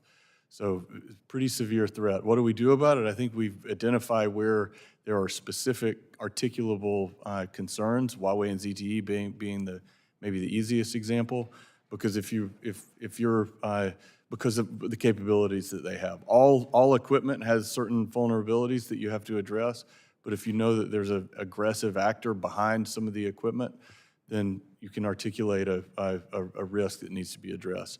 So we need to identify those and address that throughout the market.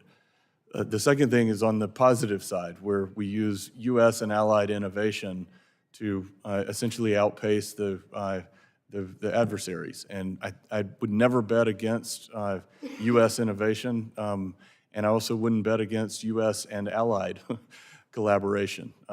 So I think there's a lot that we can do to promote that trusted equipment. We have a big market that is hungry for trusted equipment, and we just need to leverage that strength and through public investments, but also through private collaboration and aimed at free market competition. Thank you.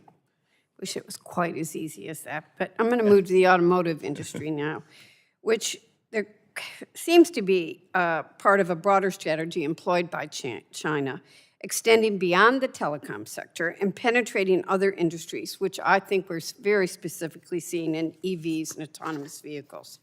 Mr. Richberg, what can we do to ensure that the Chinese Communist Party is not successful in its efforts to flood the market with their products and encroach upon other emerging sectors, such as the autonomous vehicle sector? So at this point, I think automotive sector in general, you're dealing with cars are basically wide area networks with wheels. So whether it's a fully autonomous vehicle or a conventional car, automation and digitization is ubiquitous. This is something where, again, there's increasing emphasis on what does secure by design and secure by default mean. We've talked a bit about cyber trustmark and the IoT capability. If we figure out how to do that, then you can say, okay, this is the expectation that your products, whether they're automotive or others, will do. This is what it meant to be securely designed, and this is what the configuration should be. That, I think, is the approach to take. Mr. Chairman, I'm out of time with a lot more questions, so I'll have more questions for the record, and I will yield back. But this is a very serious issue for both cybersecurity and national security. Thank you very much. The gentleman yields back the balance for time. The chair now recognizes the gentleman from Georgia's 12th District for 5 minutes for questions. Thank you, Mr. Chairman, and I appreciate you holding this important hearing. It's good to see all of you today, and thank you for your expertise. It's of particular importance to my district. I'm from Augusta, Georgia, and it's been recognized as the growing cyber capital of America and the world. Fort Eisenhower is in my district. It hosts the Army Cyber Command of Excellence, or CCOE, which is the Army's force modernization proponent of cyberspace, signal, electronic warfare operations. The CCOE is home to the Army's Cyber School, which trains, education, develops Army cyberspace and electronic warfare workforce. It is also home to the Army Signal School. On a related note, the Army Spectrum Management School is located on the base as well. Additionally, Fort Eisenhower is home to NSA Georgia, the second largest NSA facility outside of Fort Meade in Maryland. In summary, my district is home to thousands of cyber and intelligence soldiers and DoD civilians who conducts daily cyber and intelligence operations in support of military and U.S. government operations around the world. I've been there. It is amazing what we're doing. In fact, the combination of NSA Georgia, Army Cyber Command, and its subordinate operational units make Fort Eisenhower the largest cyber and intelligence operations footprint in the United States Army and the second largest joint cyber intel operations footprint in the nation, second only to Fort Meade. Every year, roughly 3,000 people leave this fort looking for work. Studies show that 70% of them would prefer to stay in the area. And I agree with them. To help meet this demand, former Governor Nathan Dingell in the state of Georgia invested $100 million to create the Georgia Cyber Innovation and Training Center. This center is located on Augusta University's campus, and its common mission is to drive collaboration between academia, government, and industry stakeholders to educate and train a superior cybersecurity workforce. It has become the nucleus for cybersecurity research and development in education. Mr. Richberg, Fortinet has also focused on workforce elements in the cybersecurity space, like we have in Georgia. The human element, as you referred to it in your testimony. So I know you recognize its importance. Can you talk about the gaps you see in cybersecurity workforce and how efforts like those being led at Georgia's Cyber Center can help fulfill these needs? Thank you, sir. And we recognize we actually have created an award-winning online cyber curriculum that starts all the way at basic cyber hygiene and best practices for general users and goes all the way up through expert knowledge that would allow people like transitioning veterans to be able to leave the service with the kind of skills that would allow them to go into a security or a network operations center and say, oh yes, I know that equipment, I'm fully productive on day one. We have not only got this broad thing, which has given over 1.3 million certifications, we have got a separate program focused on veterans. We take that technical training and we say, yes, and we can help you with job placement. We can help you write your resume. I've seen studies that show that roughly 40% of companies in this country that are looking for cyber talent would preferentially like to hire veterans. Exactly. Recognize they're hardworking. They recognize they know mission. Help the veterans tune their resumes, tune their skills to help meet that need. 200,000 are leaving service every year. Some of them leave because their spouses can't find jobs. So we've made this program available to the spouses of current military employees. And they already have the highest security clearance. So, Mr. Johnson, how can institutions like Fort Eisenhower and, of course, the Innovation Campus and everything we've got going on help strengthen our cyber defense? What else do we need to do? Thank you, Congressman. I'm personally thrilled to get this question. I bought my first Army uniform there in 1992 when I was on my way to college in ROTC. I now live a few hours up the river in Rayburn County. I've been back to the range. Michael Schaefer is doing some great things there. I think it is a perfect example of DOD and the federal government investing in a community that has a tremendous opportunity for growth, and the state. So you get everything from the veterans that Jim was talking about to local students who want to get into this type of work, companies that want to participate in the range, and it creates this really dynamic ecosystem of education and operation. So well, when you lump in Savannah, when you lump in Savannah Riverside, we've got the largest collection of intellectual capital in this area, I think, maybe anywhere in the world. Absolutely. Great. Well, thank you so much. Yep. Thank you very much. I The yield back. gentleman's time has expired. The chair now recognizes the gentlelady from New Hampshire, 2nd District, for 5 minutes for questions. Thank you so much, Mr. Chairman, and thank you to our panel. It's no secret that cyber attacks are on the rise across the nation, and these threats are becoming more dangerous and sophisticated every day. In my district in New Hampshire, towns, businesses, school districts, hospitals, and even police departments have been targeted by cyber attacks ranging from phishing to ransomware. Last year, the school districts in my district, Nashua and Hinsdale, were both the targets of ransomware attacks. Congress needs to step in to protect the sensitive data of our schools and students. So I've co-sponsored the Enhancing K-12 Cybersecurity Act to establish a program to address cybersecurity threats to school systems and provide resources to ensure that schools can best protect against these attacks. I want to thank my colleague, Representative Matsui, for her leadership. Mr. Richberg, can you speak to why school systems are increasingly becoming targets of these attacks and what other steps Congress should be taking to prevent them?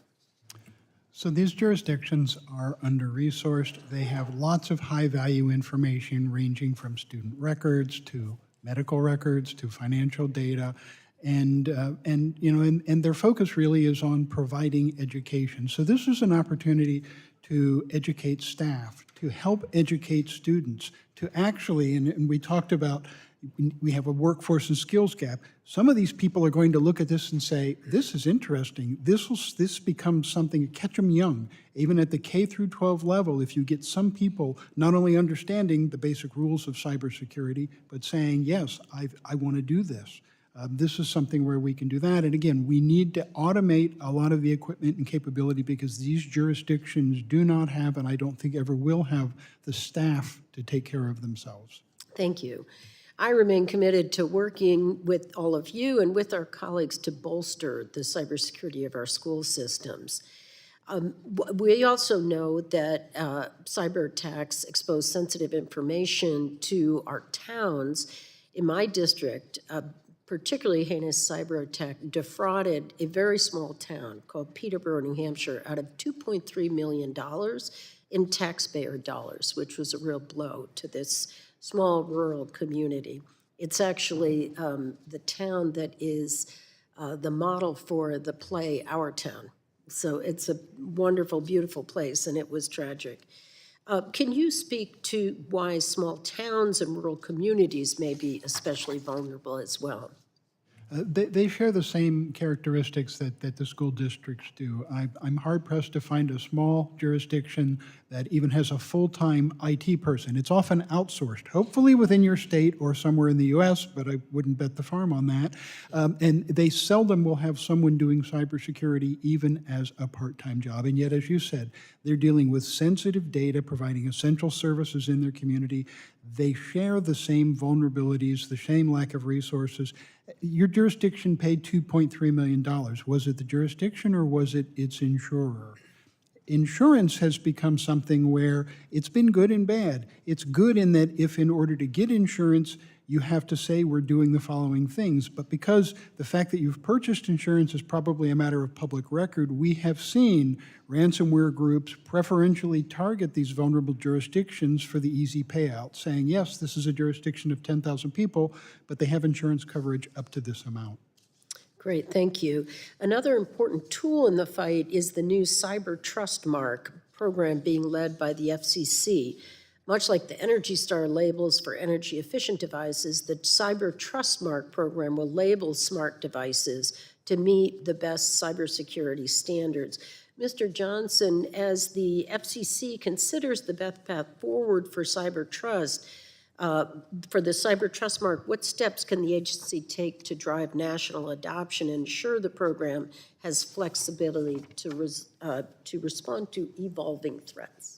Thank you, ma'am. I think this is a very promising program. I think I was discussing with Mr. Richardson earlier. I think it's going to fundamentally change the market on IoT, so IoT security, because it will make clear, similarly to the way the Energy Star has for consumers on energy, but even more importantly, more broadly through the market, not just the U.S. market, but the global market.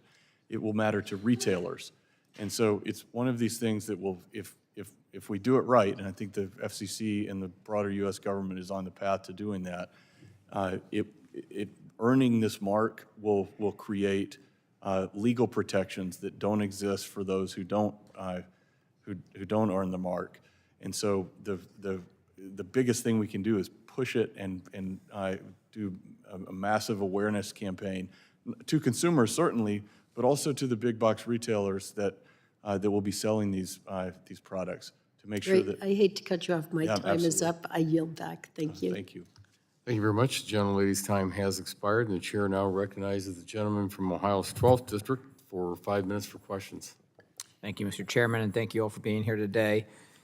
Americans today have IoT devices all throughout their homes.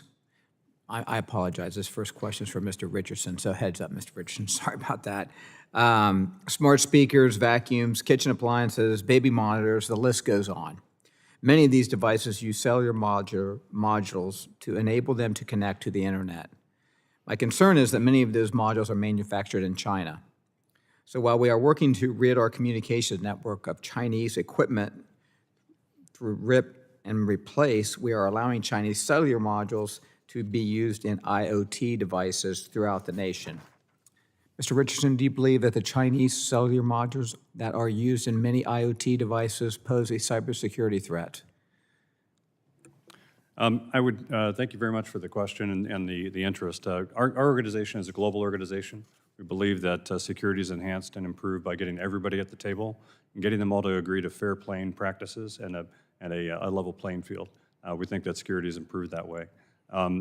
When you do that, when you bring in a global organization or a global community, you also bring in a diversity of providers, and that allows different regions and different markets to choose which ones they want to bring into their individual markets. So we're grateful that we have hundreds of companies, module providers from Taiwan, from Europe, and several others to put into devices around the world and let markets decide which ones are appropriate, whether that's by the consumer choice or by regulation. Okay, thank you very much. My next question is for Mr. Johnson. Mr. Johnson, good afternoon. I want to follow up with you on the use of Chinese cellular modules in IoT devices. I personally am not comfortable with the widespread use of these modules in these devices. Do you believe that Chinese cellular modules pose a national security threat to our networks, and what does that threat look like? Thank you, Congressman. It's a very important question. I think it gets to the heart of some of the things that we've discussed throughout this hearing.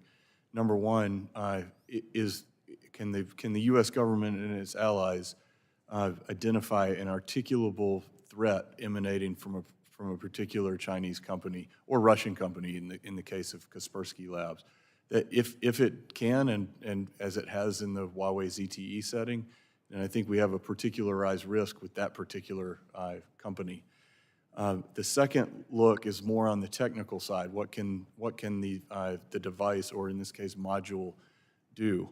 And if there's a link between the capability on the government side and the capability on the technical side, then that's where I think issues like the covered list come in.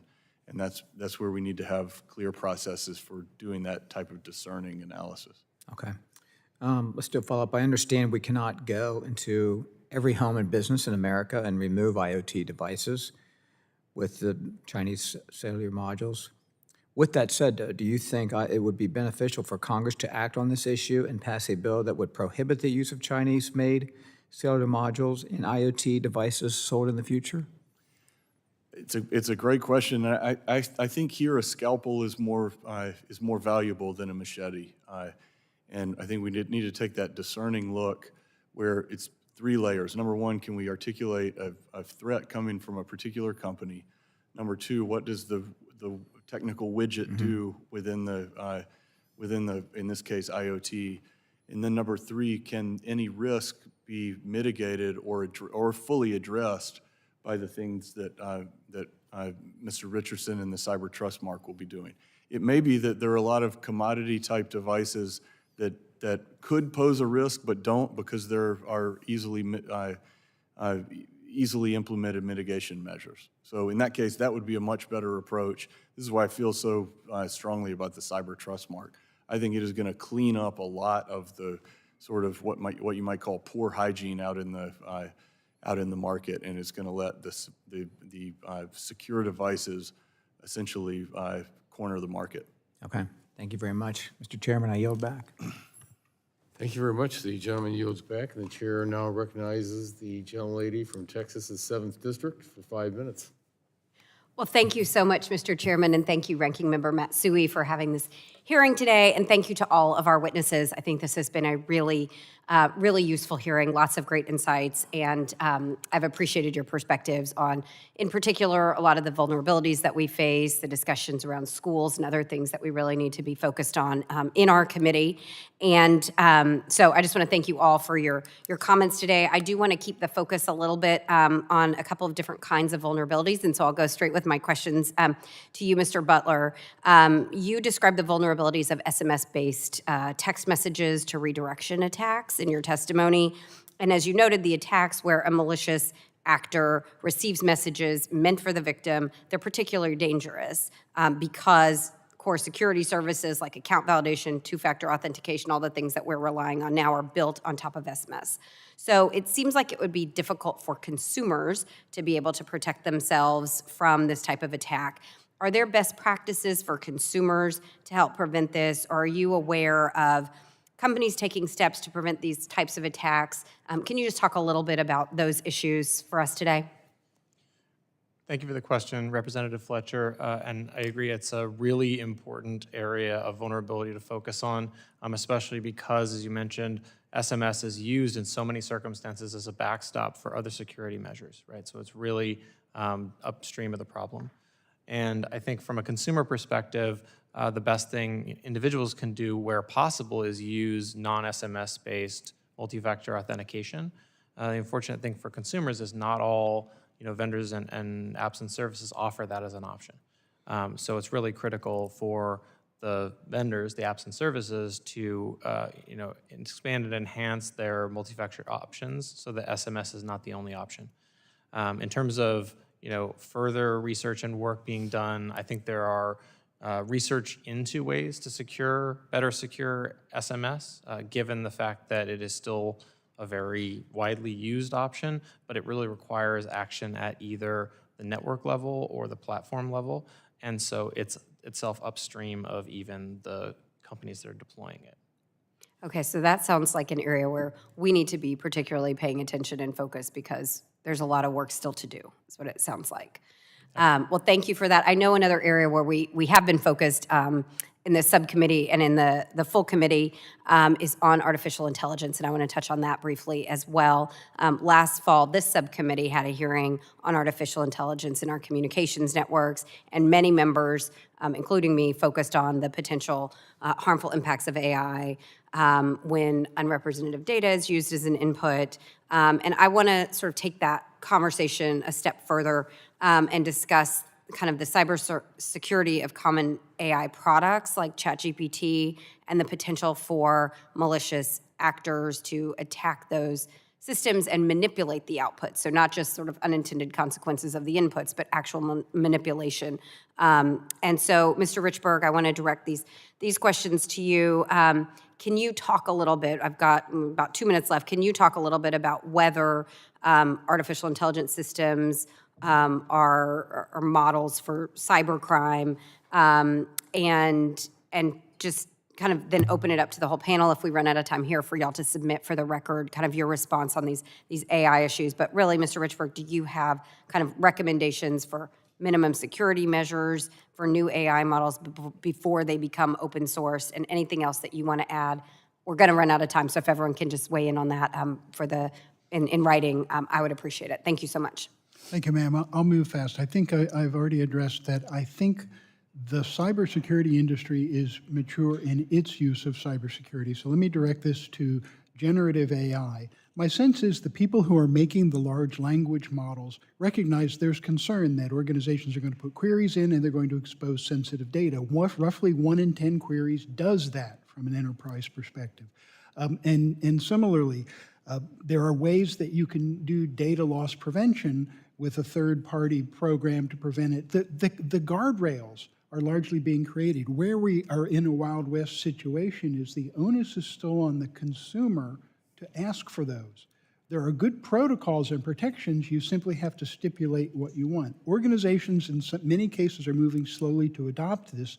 The risk, you've probably heard the term shadow IT, things that happen that the organization isn't aware of.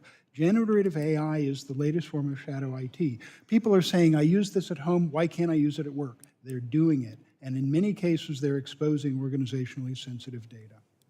Okay, that's really helpful, and I just went over my time, so I appreciate all of your testimony, and I appreciate you holding this hearing. Thank you so much, Mr. Chairman. I'll yield back. Thank you. The gentlelady's time has expired, and the chair now recognizes the gentlelady from Tennessee's 1st District for 5 minutes for questions. Thank you, Mr. Chairman. Thank you, gentlemen, for being here today.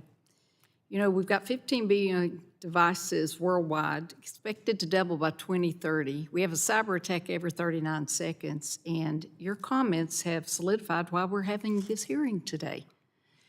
And Mr. Richberg, just for the record, you have renewed my fear about healthcare vulnerabilities, And I'll tell you something else I'm worried about is supply chains. And honestly, really, it concerns drug supply chains, which are absolutely critical to the safety of all Americans. And that's my expertise, being a pharmacist. So I just wanted you to know that's at the top of mind for me, sir. That's what So, we used to do in the intelligence business. yeah, Scary. it's a little worrisome. Yeah. But Mr. Richberg, as members of Congress, we have to be tremendously careful with our information for fear, with security, for fear of nation-state actors really attempting to access sensitive information we're provided. And we are human beings, if you didn't know that. And I'm telling you, we are the limiting factors. We are the vulnerable gateway in protecting the security integrity of our connected devices. So my question to you were, what best practices should we be following? So I'll give you the big four. Enable patching. When we've talked about vulnerabilities, when we see problems, allow the vendor to turn your machine on so that it can update by default. Yeah. That's number one. Strong, unique passwords on every device. We're human beings. We like to recycle. I may use a strong one. It's probably the same on too many systems. Yeah. If it's really important data, use multi-factor authentication, not just my password, something else. And please back up. You do those four, you do a lot to minimize. I have another set of four, but you do those four, then we can have the second conversation. Well, fantastic. I think I'm doing four, but I'll double check. Mr. Johnson, with China threatening to take over Taiwan, who produces the majority of our advanced chips, by the way, I'm listening to all four of you gentlemen today, and we could find ourselves in a scenario where we need to rip and replace consumer devices to protect our informational security. And you stated, I assume you agree with that, sir. I think we need to make sure we don't get to the point Exactly. because it's in some cases, it's one thing to pull out Huawei gear from a handful of known operators throughout the United States. It's another thing to replace millions and millions of consumer devices, and in some ways probably not doable. So we have to get ahead of the threat, both in, as I was saying before, in identifying the particular companies and devices that are problematic, and number two, having mitigation and the things that the Cyber Trust Mark will do on IoT. We need to expand that writ large. Well, you stated in your testimony that American and allied cybersecurity capabilities have to be stronger and faster and more capable than adversarial nations. And in your opinion, how long are we going to be stronger and faster than our adversarial nations? Well, I think that's the question of the moment, and I think that question is different now than it was even a couple years ago, before Russia invaded and before the atrocities by Hamas. We now have a clear picture of those four autocratic adversaries, in some cases enemies, and all of the criminal proxies that work under and around them. So we have to be as strong and agile and fast as the bad guys are. I think we are, but as I said in my prepared statement, it really depends on maximizing this collaboration between private sector and industry. It also includes, I was talking about with Mr. Allen, the academic institutions, the government institutions, but it's really about operational and strategic collaboration between the vendors, the service providers, and the government. Well, I go back to being on Homeland last session, and we had SolarWinds, and we had Microsoft and FIRA. And then you look at Colonial Pipeline, it has to be an integrated effort, in my opinion. Right. And from what we're told with all these AI hearings, we're about a year ahead of China with that. So it's a little worrisome. We need to get up to speed and be ahead. Be number one, which is where we want to be. Okay, Mr. Chairman, with that, I yield back. Thank you. The gentlelady yields it back, and the chair now recognizes the gentleman from California's 29th District for 5 minutes for questions. Thank you, Chairman Lara, and also Ranking Member Matsui for having this important hearing. I'd like to thank the witnesses for sharing with us your expertise and your opinions on these matters. We've seen already how vulnerable we all are to cyber threats. For example, on December 1st, 2022, a cyber attack caused a nearly day-long outage of the 988 Suicide and Crisis Lifeline. People who tried to reach the line for help with suicidal and or mental health crisis situations were greeted with a message that said the line was experiencing a service outage. We're talking about right in the middle of a moment where people feel compelled to get immediate help, in some cases, to prevent deaths. Even a day's outage for a critical lifeline like 988 or 911 can have serious repercussions for those experiencing an emergency. Mr. Richberg, can you speak to some of the vulnerabilities of phone lines like 988 have to cyber attacks, and what can we do to make sure that critical lifelines like this remain secure? Thank you. We often talk about confidentiality and availability of services, and you're talking about one where it definitely hit the availability. We've also seen if someone's calling a line like that, you want it to be confidential. You don't want a risk that there may be a breach that's going to expose that I have asked for this kind of help. And you've heard of swatting, where someone sends emergency services someplace. So you need to worry about all three kinds of attacks against those. Resilience is another thing that we've mentioned resilience a lot in this hearing. Resilience means having multiple paths and ways to do things. If you genuinely had an outage with the local service provider, you would like the ability to roll over to some other place, the same jurisdiction, somewhere else. So we can talk about offline about specific best practices, but I would say worry about the confidentiality, the integrity, the availability, and ways of providing resilience for core services like that. Thank you. Resilience on the cheap is something that unfortunately the average American doesn't realize when policymakers, whether it be Congress or individual organizations, make decisions, that redundancy tends to be cut out when people are trying to be, quote, more financially efficient. But in the long run, when you eliminate redundancy, and what I heard, Mr. Richberg, you referred to from my vantage point is redundancy is important. In other words, going to another secondary or another tertiary place for that service not to go down, for that accessibility to continue. That's an excellent point. And redundancy used to mean I have surplus capacity, more of the same. Correct. We have now reached the point where there are multi-paths to do it. I may have fiber, I may have satellite, I may even have dial-up, and it can seamlessly roll over. So it's not a matter of saying I need 3 times the bandwidth of T1 lines, but rather to say I have multiple ways to do it. And the nice thing about it is it gives you better service, because if you just get degradation just due to normal traffic things, traffic can reroute and say, this is slow, I'll go the other way. So it can actually give you better day-to-day experience, as well as that rainy day, I have an emergency resilience systemically. Mm-hmm. Well, in my backyard, we have LA Unified School District, and there was a leak of 2,000 student assessment records and some other critical information on those individuals and their families. Mr. Richberg, I understand you're familiar with this case. Can you talk a little bit about what vulnerabilities allowed this kind of attack to be successful on them, and how we can do a better job of preventing students' data, children's data, from being accessed? So I think we've said that we have too few cybersecurity experts in schools. We're spending our funding, I would argue a good reason, on student-facing educational technology and not as much on cybersecurity. My understanding of the LA Unified case is a human discovered that while it was happening.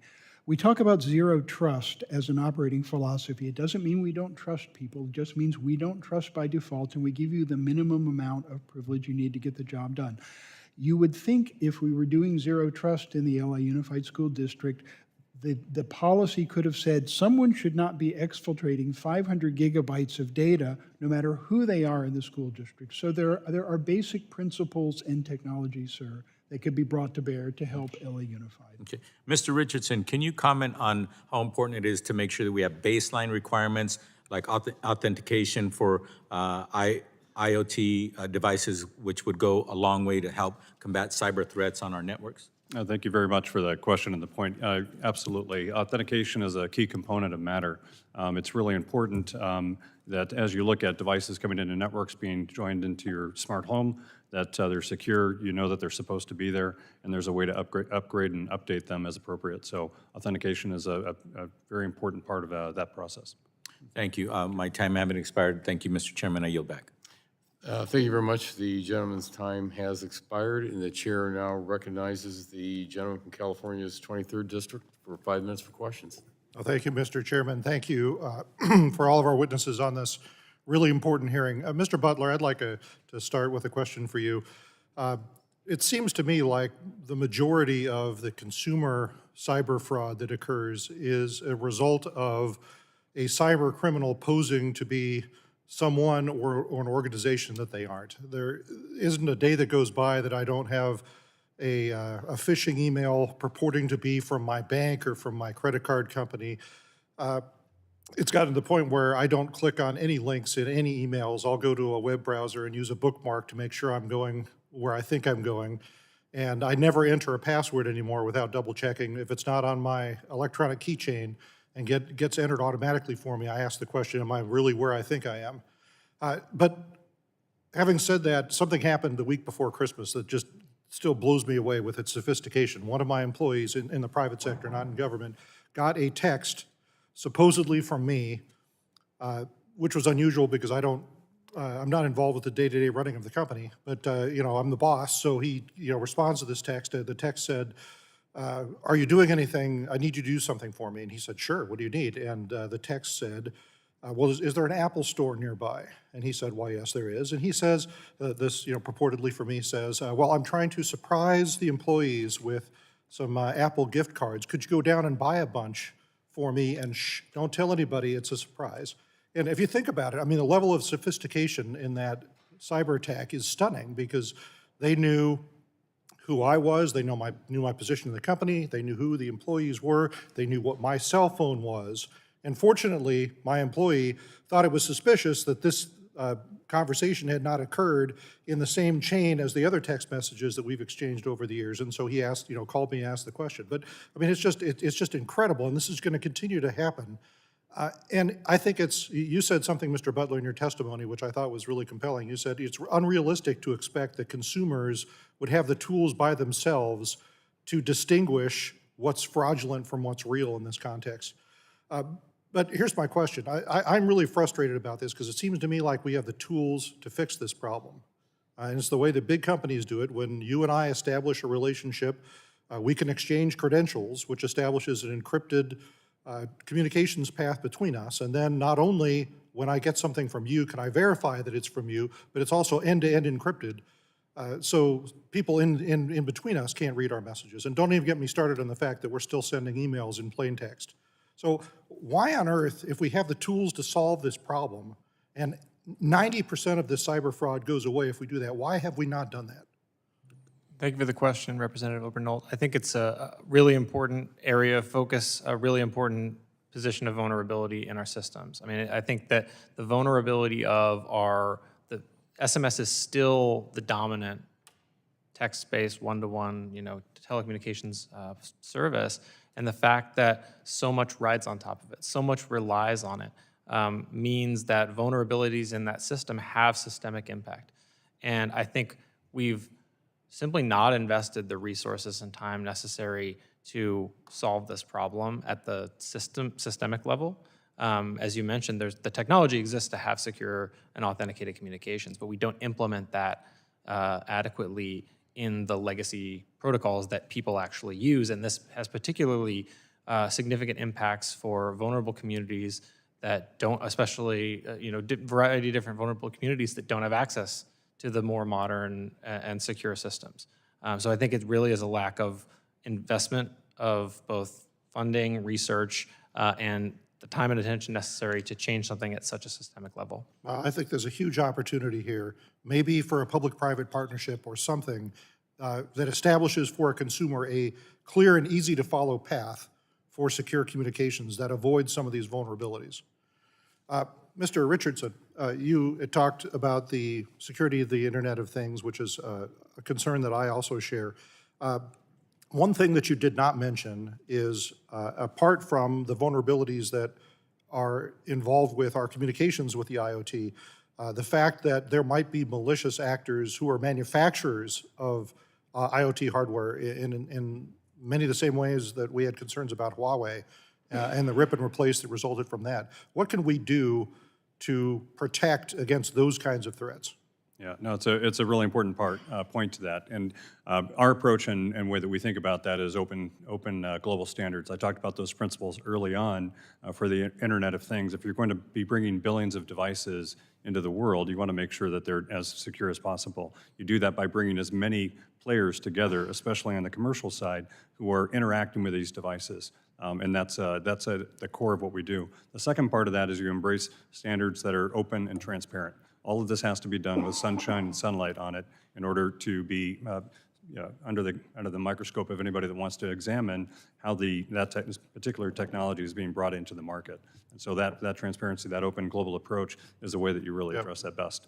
Well, I see I'm out of time, but let me add one thing to that, which is that I think that we ought to empower the Department of Commerce to regularly update the entity list with known malicious actors in the IoT space and use that to prohibit access to markets. I think that just makes sense. But thank you, gentlemen, for your passion on this topic. I yield back, Mr. Chairman. The gentleman's time has expired, and the chair now recognizes the gentleman from Texas 11th District for 5 minutes for questions.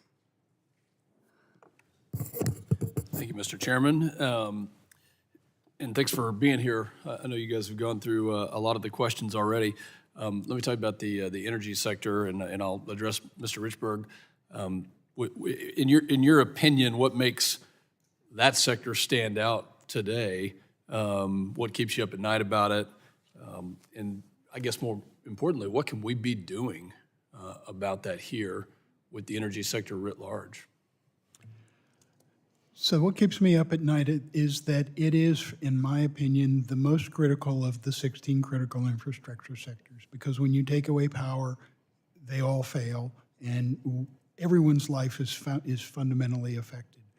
The challenge I see is that it is not a monolithic sector. Not only do we have oil and natural gas and electricity, but you have power generation and then power distribution. You have players of dramatically uneven size in there, ranging from the big energy corporations that are fortune-sized companies with sophisticated cybersecurity, down to rural electric cooperatives where people drive around in pickup trucks and don't even have IT support.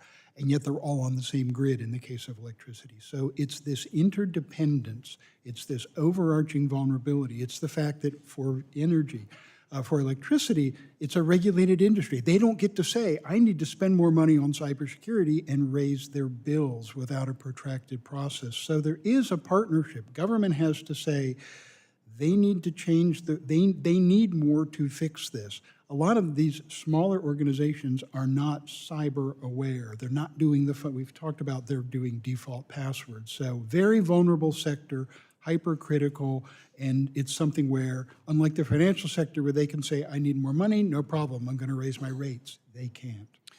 The nuclear plants are a closed system. When you think about that model and then look at what DHS is doing with CISA, and I guess as you kind of look at those as not all, but some examples, are we doing enough with DHS? Is the partnership with the energy industry enough? Should we be doing something different? I know it's not enough right now, but should we be doing something different that we're not currently doing? So CISA came out with cyber performance goals that NIST, and I helped build this model back in 2014, the cybersecurity standard that we thought we were building as a template for government turned out to be something that the rest of the world and the private sector liked. They're using it. So CISA has created cross-sector cyber performance goals, an on-ramp, an easy button for for individuals, small and medium business to say, I'm going to back into that model without saying, oh my goodness, I can do all of this. Now CISA is building sector-specific cyber performance goals. So I would look for, and I know the energy sector is starting to work on those. They're waiting to see where we in the IT sector go. They want us to be the pioneers. But yes, there's work to say we can come up with sector-specific ways of enhancing security that shouldn't be a heavy lift for the small players. Hopefully the collaboration continues to increase. Every energy company I meet with, I ask them, have you met with DHS? Have they informed you of the threats? Have they talked to you about your vulnerabilities? Mr. Johnson, we'll go to you. Kind of switching gears, can you discuss what the basic firewall provides versus what cybersecurity tools are needed to secure school networks properly? And you may have already answered this question, but Well, thankfully, there's been a lot of discussion about this in today's hearing, thanks to all of you who've led on this issue. I have 3 school-age kids, so it's personal to me, too. I'm thrilled about the proposal from the FCC to do the cyber pilot. The bottom line is I think it's a very important step, and hopefully only a first step to securing schools and libraries for our kids and their teachers. in my district, San Angelo State University, they've got a public-private partnership. They're a cybersecurity institute of excellence, and they've gone into the school districts there. Not only are they training, college students, but they're also going into the school districts. What would you tell universities like that to continue doing, and what would you tell them to do that they may not be? Well, I think things like that are a perfect example of just not leaving points on the field in terms of what we've got the capabilities in these communities, and it's a matter of putting together schools, universities, other government institutions, a mix of local, state, federal, private, academic. How far behind are we versus the Chinese school-age children when it comes to these skills? It's funny. I think I like our chances because our model is it's geared around dynamism, innovation. It's not as centralized, and that sometimes has some creates some inefficiencies. But most of the time, overall, it creates efficiencies that can't exist in a centrally planned approach. So I think I don't know how you exactly would measure it, but I like our chances in the long term. My time's expired. Thank you all. Thank you. The gentleman's time has expired, and the chair now recognizes the gentleman from Idaho's 1st District for 5 minutes for questions. Thank you, Mr. Chairman, and to the panel, thank you for being here. It's been a long one, and frankly, the issues that I was going to bring up have been brought up, but it's also some other things have popped in that in my mind that I'd like to just ask you about. Mr. Richberg, you talked about power a number of times, and I can understand why that's the top of your 16. On this committee, smart grid is a frequent discussion, and the benefits of smart grid when it comes to efficiency and those sorts of things. But from a cyber perspective, is having a smart grid in place better or worse? And what I mean by that is it more susceptible to cyber threat because there's more vulnerability points to it? Or is it less susceptible because part of being the smart grid is being insulated from cyber attacks? Could you comment on that?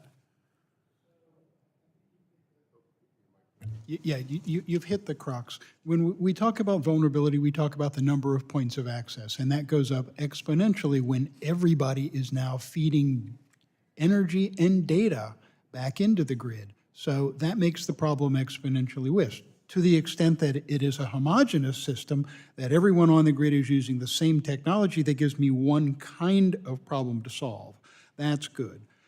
And if they can disconnect in real time when something goes bad, that's also good. But then one of my nightmare scenarios is, okay, because of the two-way flow of communications, if somehow you manage to not only cut off central power distribution, but send something that tells the local to go to sleep, then I have made the problem worse. So I look at it on balance and say, I understand the efficiencies, I understand the good that could come of this.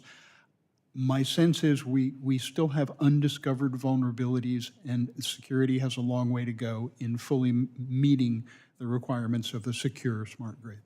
So thank you for that. So to that end, that brings up another question, and I'm not sure who is best to address this to, but I'm going to address it to Mr. Butler, just because I have a sense that you might have a take on this.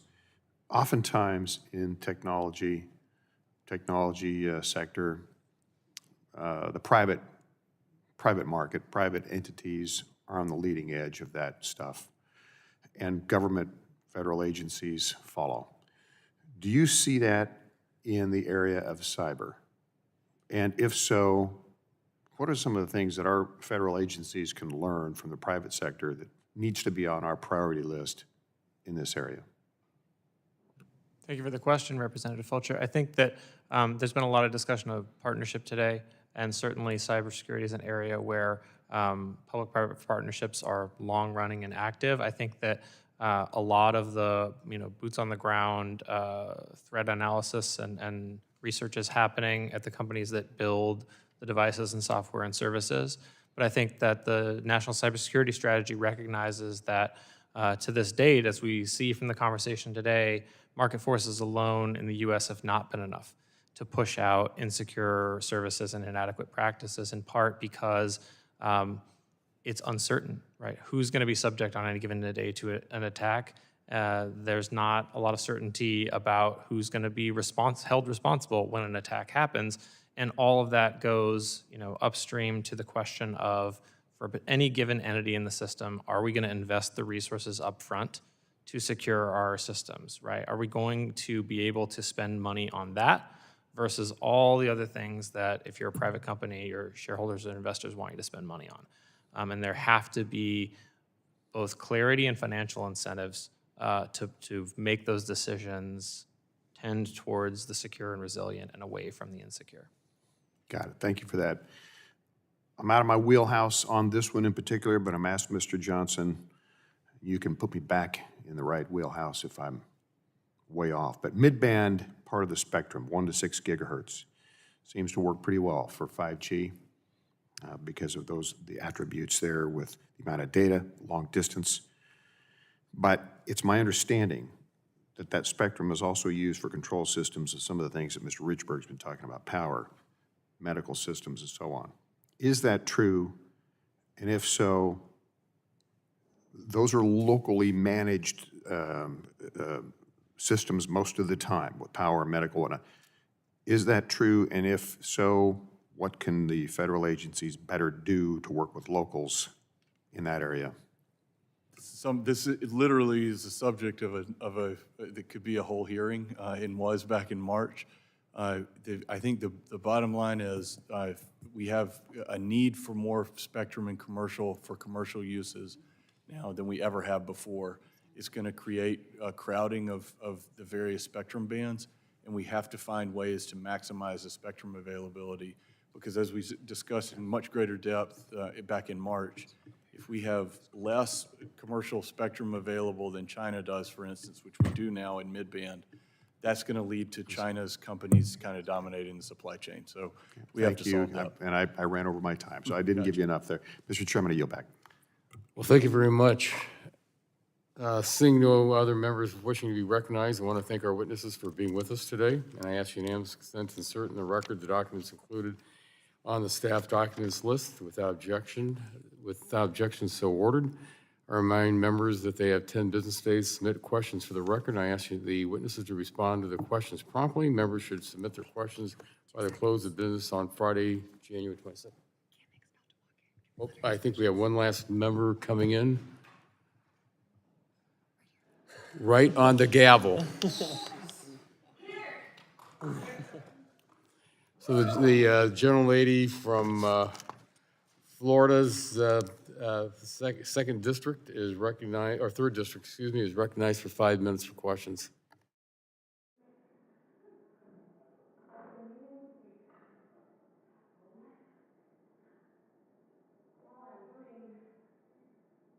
Laptop or iPad up. Sorry. Literally ran. I'll just start with you, Mr. Johnson. I wanted to talk to you about the cloud and security surrounding the cloud. Great. I'm very impressed with your commitment to cybersecurity. We are trying. Just kidding, I'm not going to talk to you about the cloud. All right. So, Mr. Johnson, to reduce fragmentation and drive efficient collaboration between government and the private sector in cybersecurity, why would the focus not be through the individual sector-specific agencies as defined by Congress? I think those agencies are crucial, and that's just the beginning. But I think that's the beginning of something I talked about in my opening, the unique relationship the communications sector has, in particular, with the U.S. government, going back before DHS even existed. That's the beginning of the collaboration that has to happen. Mm-hmm. Well, I know that there's certainly a concern within industry about programs being mandated, right? And that has always been the concern of innovation being hampered and additional costs being incurred by sometimes erroneous regulations and red tape. So I know particularly with the Internet of Things and the trust mark, there's a concern amongst people within industry that the program might not be voluntary, that in the future we could see something grow. So Mr. Richardson, if you want to weigh in on that, as well as you, Mr. Johnson. Thank you very much, and my congratulations again on the sprint. Yeah, from our organization's perspective, we're going to be bringing updates and improvements to cybersecurity regardless of what government does. It's a commitment of our members to improve the security of devices. We think the notion of voluntary versus mandatory, just by way of looking at the likelihood of more companies to adopt it and bring it into the market, you're more likely with voluntary. That's and that's been the experience, and that's what we've seen from several of our member companies. So in that sense, that's I think the basis for that point. And I would just add that the key here is performance and accountability. Sometimes in some areas, a government mandate might help performance and accountability.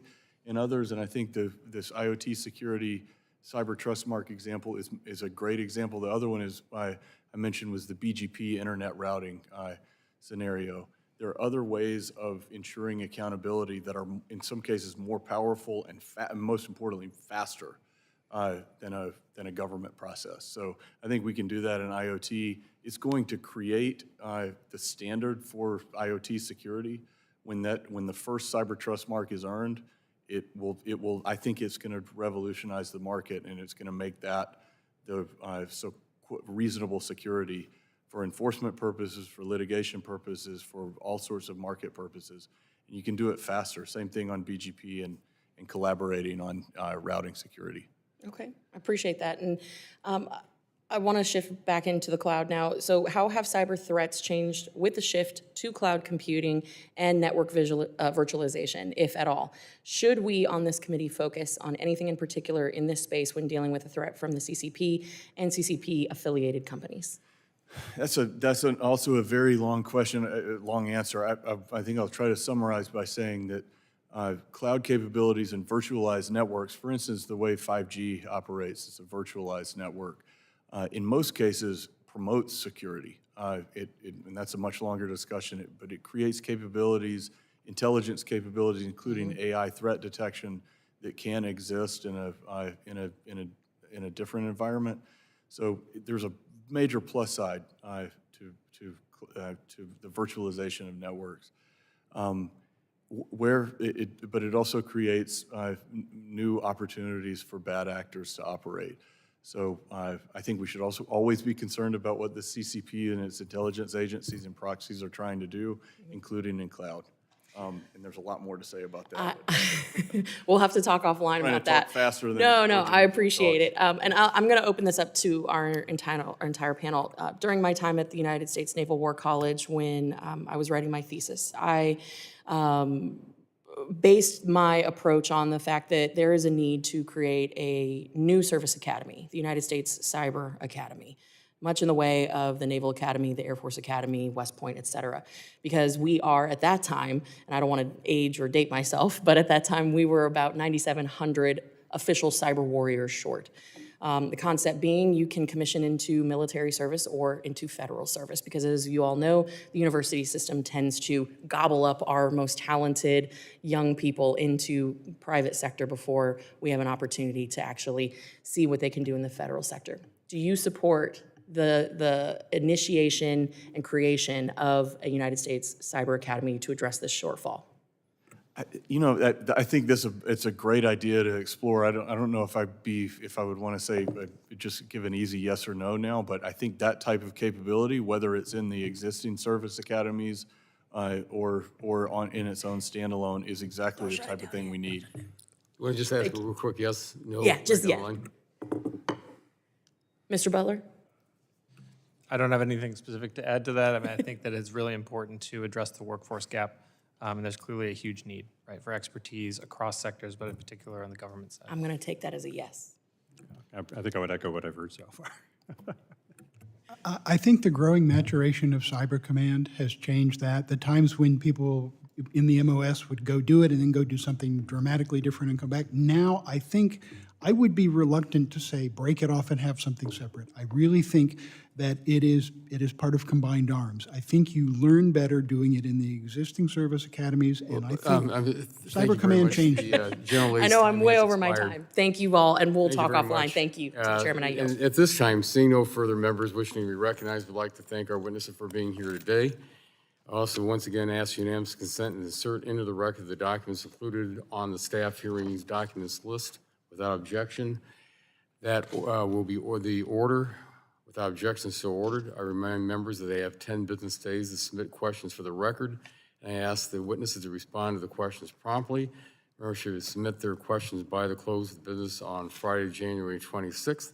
And again, I want to thank our witnesses for being with us today and for your great testimony. Without objection, the subcommittee stands adjourned.